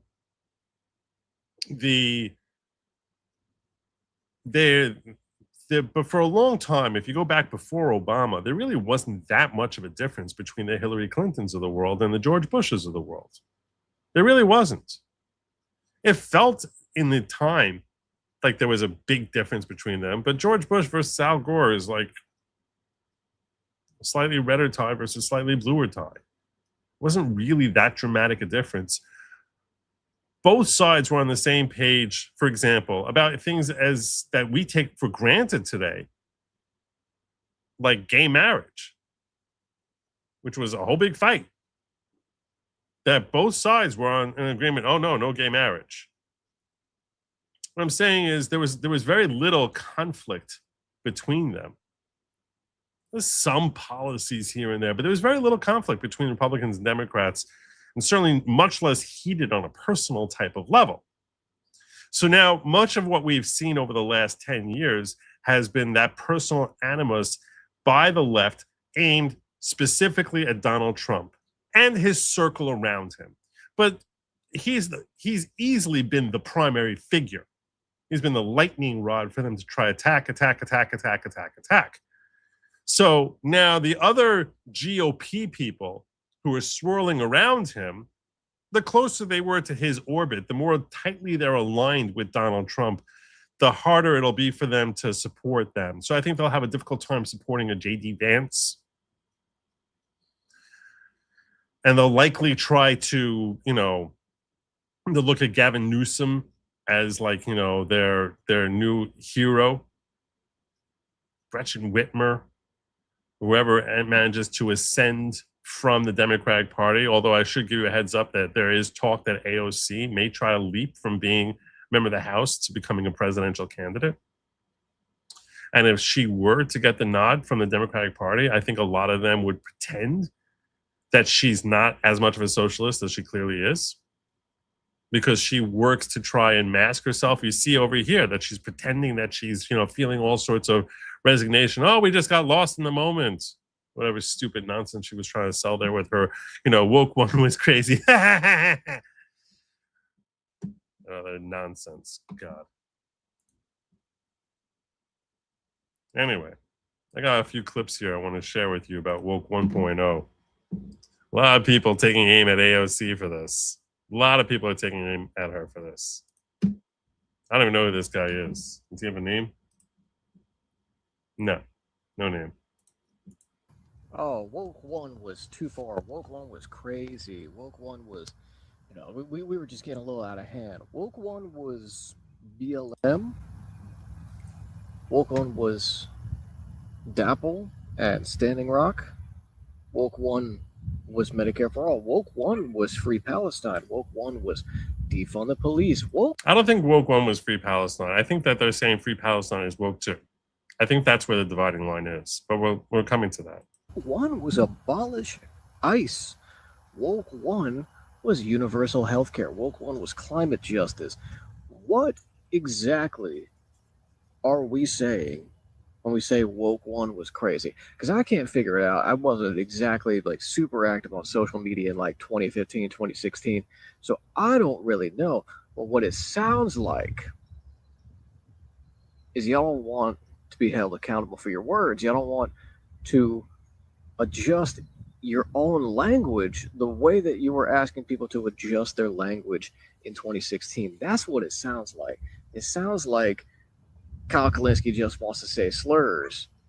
It sounds like we just want to put a silencer on ableism, it sounds like we just want to succumb to the dulling effects of pragmatism over principles. It sounds like polls. I didn't make it this far into it. I'm not even sure what direction he's going right now. Polling over proles. What? That's what it sounds like to me. I don't really give a flying fuck about how the language that people were deploying in like the 2015, 2016 era may be cringe. I don't really care, because the very same people that are saying that, my dog's barking, the very same people that are saying that woke one went too far and we gotta in woke two change up, made their careers in woke one. Yep. Made their entire... That's where AOC, that's how AOC became AOC, through woke one. Careers off of saying the exact same things. That's how Alexandria Ocasio-Cortez became AOC, through woke one. And now she's like, oh, that was crazy. That today they look back at and cringe. You could just admit that you were a bit cringe. To be cringe is to be free. You could just say that maybe you were a little bit embarrassed by the way you were acting in 2015, 2016. Remember her $95 trillion Green Deal? It was written in green crayon. But we know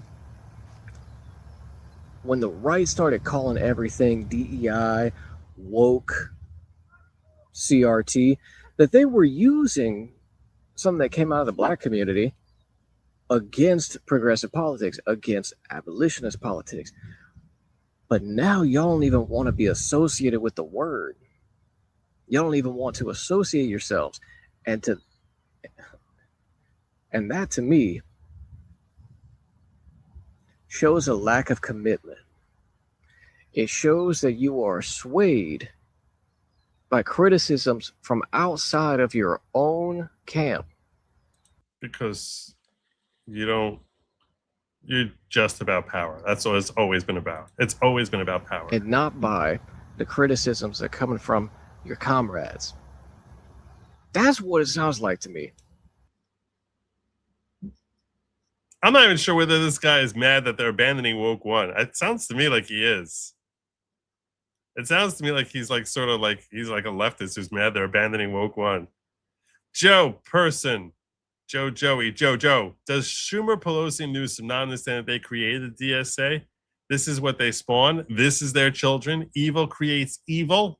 Evil creates evil. And now they're eating their parents. That's exactly what happens. That's Frankenstein, right? I think Dr. Frankenstein gets killed by his own monster, doesn't he? Moo ah ah ah ah ah. Igor, more brains. Get me a beer.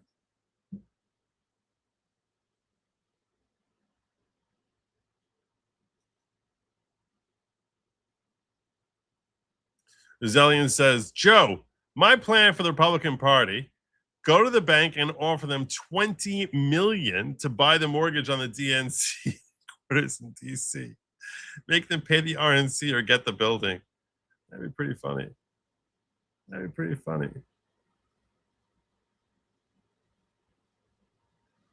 It's probably a good investment to buy that mortgage. Can you imagine the humiliation they would have?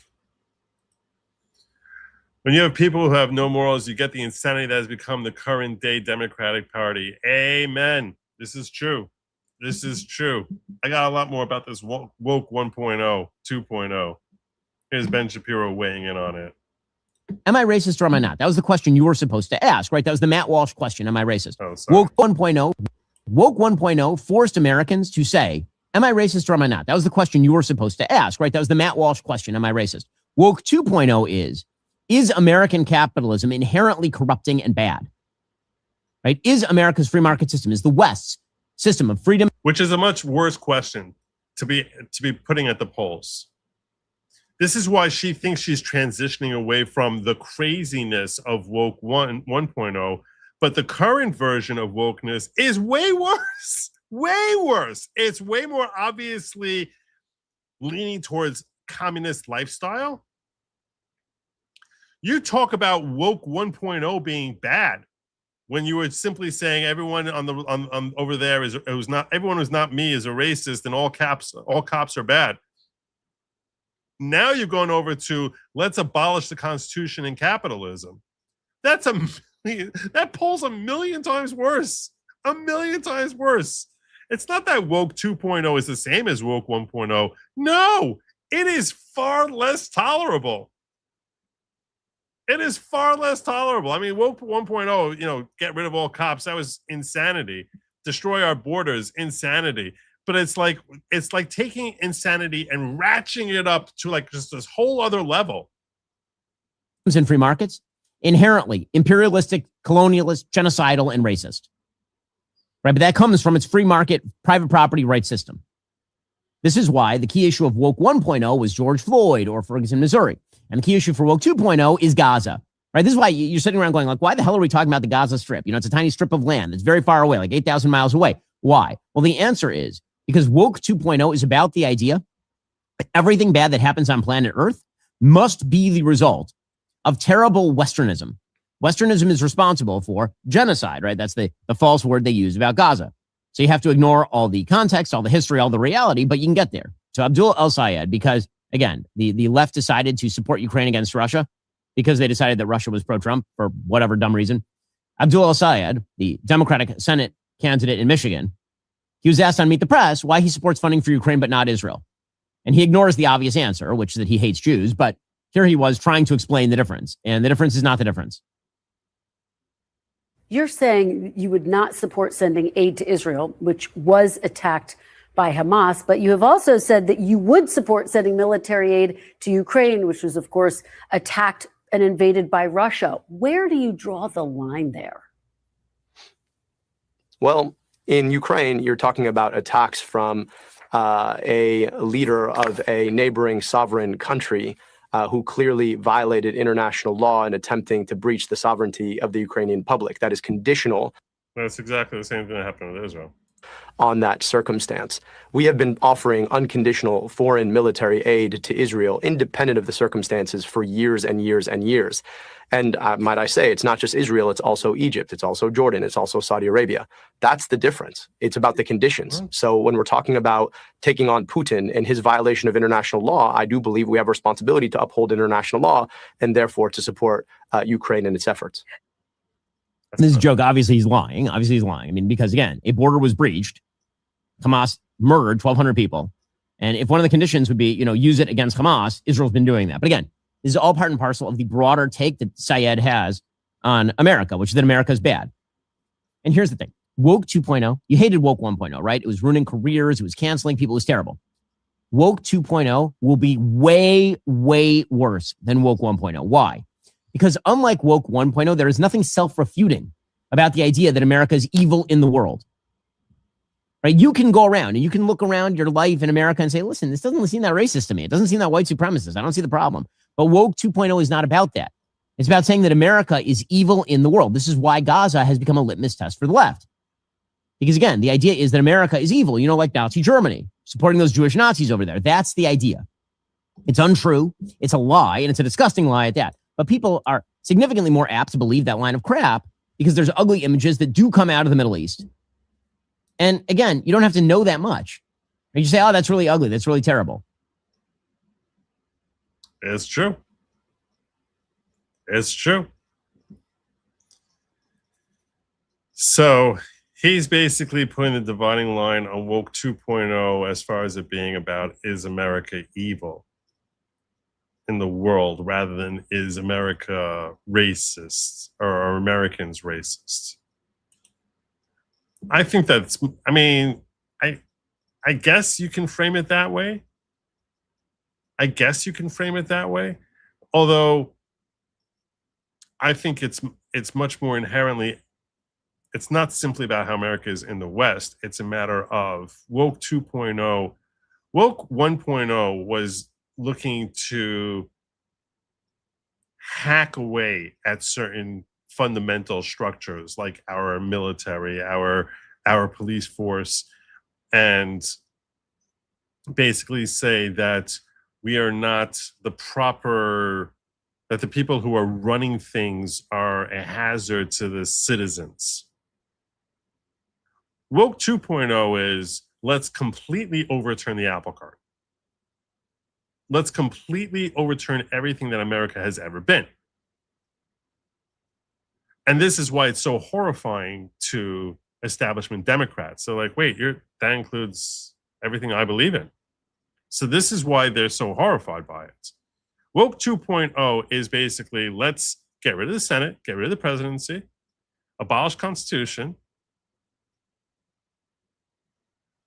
It's, when it was simply about standing up for the trans or for various pockets of people that they felt are in this grand scheme of things not going to hurt them directly, right? So yeah, if you're some white liberal rich woman, so you're basically like, yeah, what are the chances I'm actually going to get stabbed by one of these criminals, aliens who come in here? So, they sort of are able to stomach that. But when you're talking about overhauling the entire American system as it is, they have a lot invested in that. They're not too comfortable with that. They're not too down with that. And that's what the socialism is. I mean, they're basically saying everything in the Constitution, let's get rid of the Constitution. Overturn it. I'm not too happy about that. And Chuck Schumer's in a big tent. Apparently he's in a big tent which doesn't believe in a Senate. I don't know how that works for a Senate minority leader. You're a big tent. Your big tent basically says, let's come for your job. Lop off your political head. Let's hear more from AOC about this whole woke 1.0. Where she's trying to defend the insanity of woke 1.0. Was it? I mean, did the movement go too far with some of those positions? I mean, you briefly supported the idea of defunding the police. Well, briefly, but then I grew and I learned as a person. I think that this is a woman who she's portraying herself as someone who has presidential aspirations. Because she wants to appear more moderate now. She's being deemed the more moderate socialist. During this time and especially during COVID, there was a huge opening of the Overton window. We were shut down. There was some of the highest unemployment rates that we have seen because of those shutdowns. Yeah. And I think that the doors were really open in trying to entertain any and every policy that was going to get us to a better place. And I actually think that the discussions that were had in that time were quite fruitful. I think that they were fruitful in becoming the genesis for what we see now today in the Democratic Party. So if you consider that fruitful, okay. When we talk about crime today, it's fundamentally different than the way that we talked about crime in bringing crime down, right? Mm-hmm. And I think that we all share in the goals of having as low a crime rate as possible. I think that during lockdown, of course, rhetoric in that time is not rhetoric that we would use today. And I'm grateful that these candidates have. You were throwing this rhetoric around in 2018, in 2019, idiot. The opportunity to present who they are to their electorate and what they're campaigning on in this moment. In this moment, they're campaigning on let's abolish the Constitution. That's what they're campaigning on. This airhead. Complete and total airhead, revered by the left as their queen. What do you make of those controversies? I'll give you a brief clip here from my good friend Sean Fitzgerald, aka Actual Justice Warrior, who's got a great channel that I highly recommend. Who was stealing from Shoe on Head in this clip. Commercial statements, I'm sure you've seen. I mean, she's.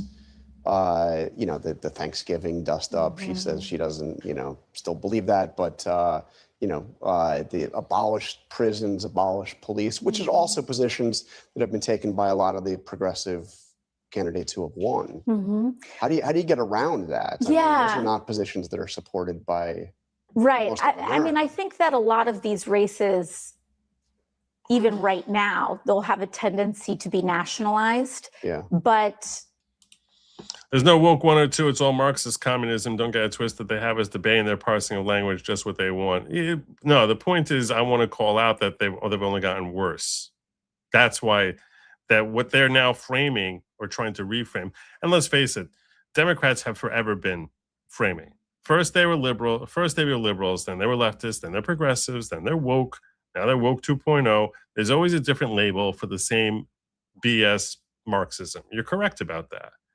But to the extent that it helps identify the failures of what they are offering, I think that's an important conversation. These races ultimately are local, and all politics are local. My understanding is that Francesca Hong has made clear her present stances to her electorate. Yeah, she's moved away from a lot Right, of that. she's moved away from it. And I have a local city councilman that has this saying, woke 1 was crazy.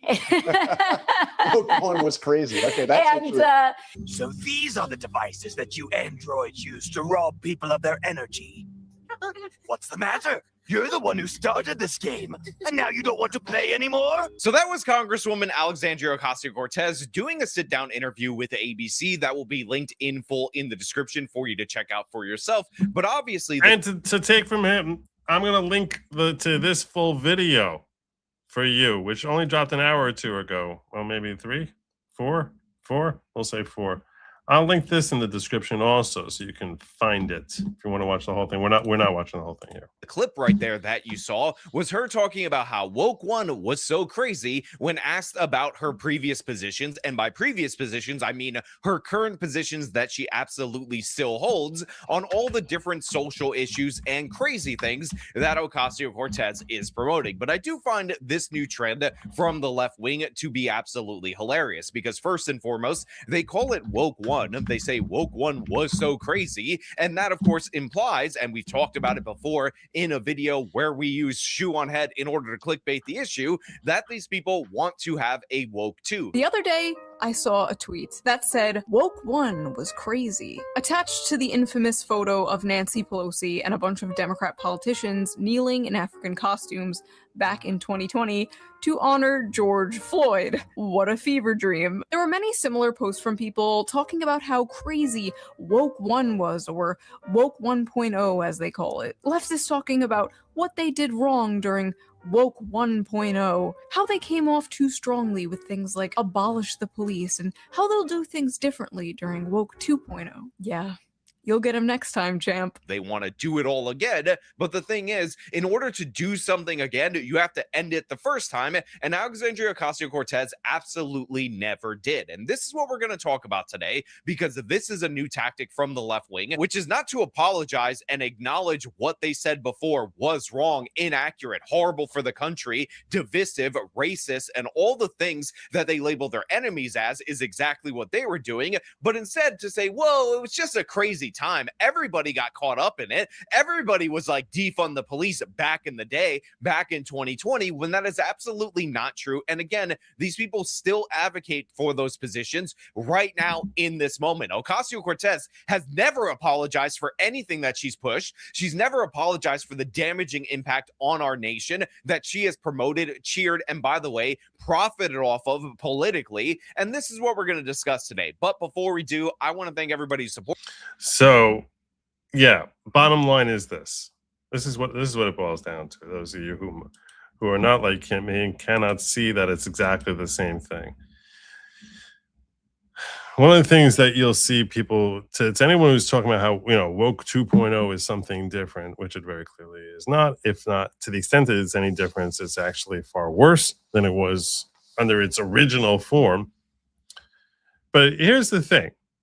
People can change positions. There's nothing wrong with changing positions. You don't have to be static your entire life and it's like, this is the position I held when I was 20.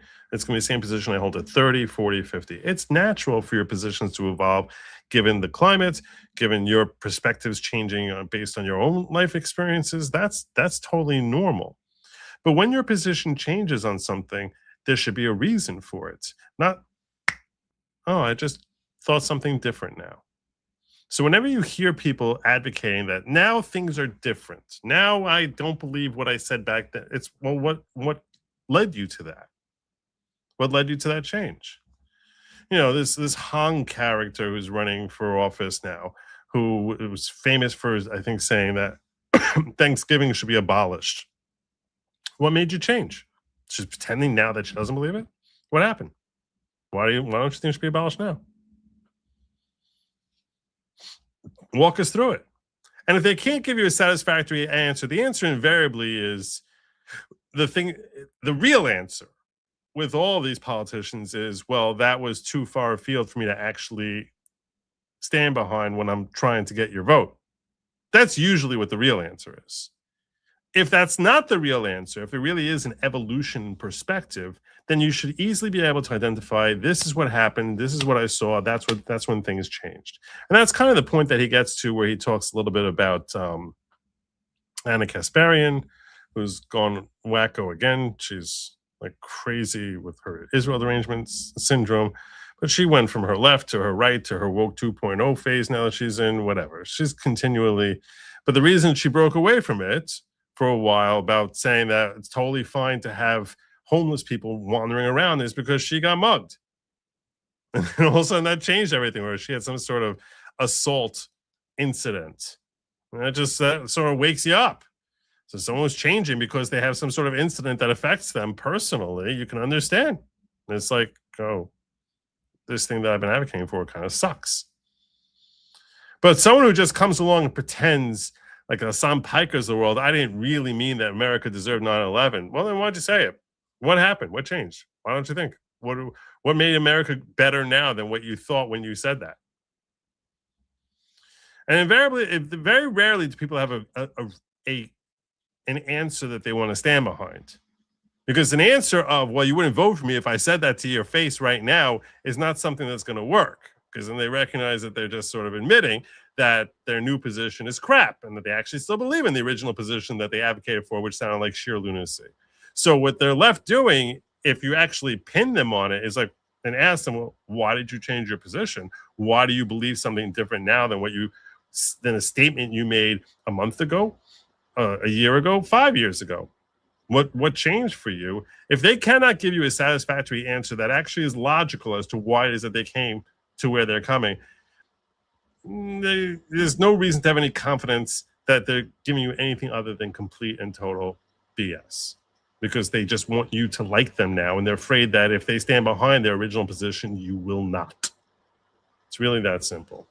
I thank you all for joining me. I'm going to be landing my plane over here. Do a quick roundup. Make sure I missed none. Jonathan says, far left supremacy is far more dangerous than the boogeyman white supremacy. 24/7, 365. Amen, 100%. They have control of education, mental health, corporate media, and political party to push and act their agenda. 100%, 110%. Can't scream that loud enough. Jonathan also says, be a proud racist, as an acronym, racist. Realistic American combating insidious socialist tactics. Ooh, I like it. I like that. That's a good acronym right there. I like that. I like that acronym a lot. All right. Alas, we did not hit our goal today, which happens sometimes. That's okay. But that doesn't mean I'm not going back tomorrow, because God willing, I will be back here tomorrow evening at roughly 10 p.m. Eastern time, 10:30, hopefully 10, something like that. Anyway, I thank you all for joining me. I ask you if you can hit like, subscribe, all that good stuff. If you're watching afterwards, you will note, if in case you missed it, for a while I was not very diligent about removing. I noticed that about removing excessive ads. I'm going to give you this heads up. When I set the stream up, I tell YouTube, insert ads afterwards.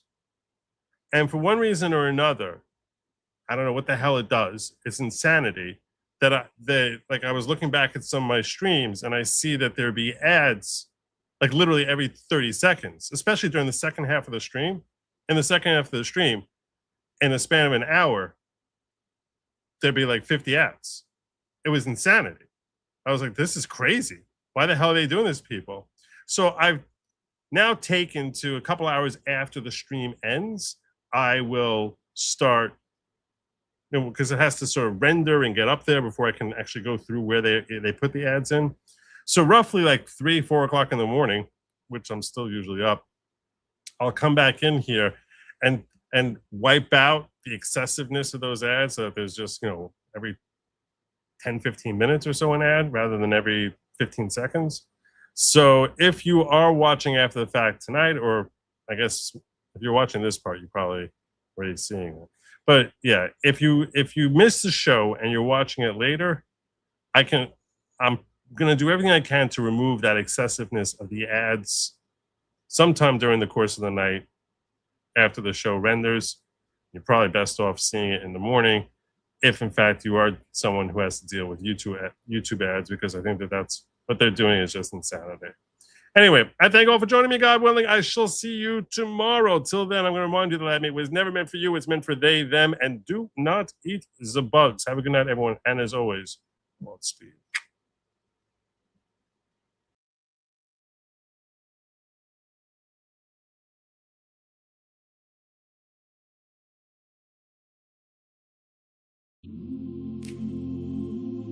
The plane is landing. The show is almost over. All that's left for you is this song. Joe left the studio. He's probably drinking Diet Mountain Dew. Maybe he's watching funny videos on YouTube, or playing chess, or doing Jewy things Jews do. We hope you had fun, and maybe you learned something. You hit like and you subscribe. Leave a comment if you want to show some love.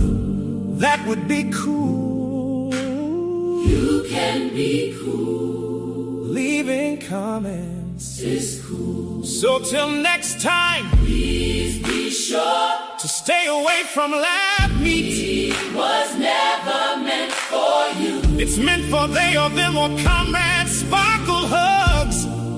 And most importantly, do not eat Z-bugs. Good night and Godspeed. Good night and Godspeed.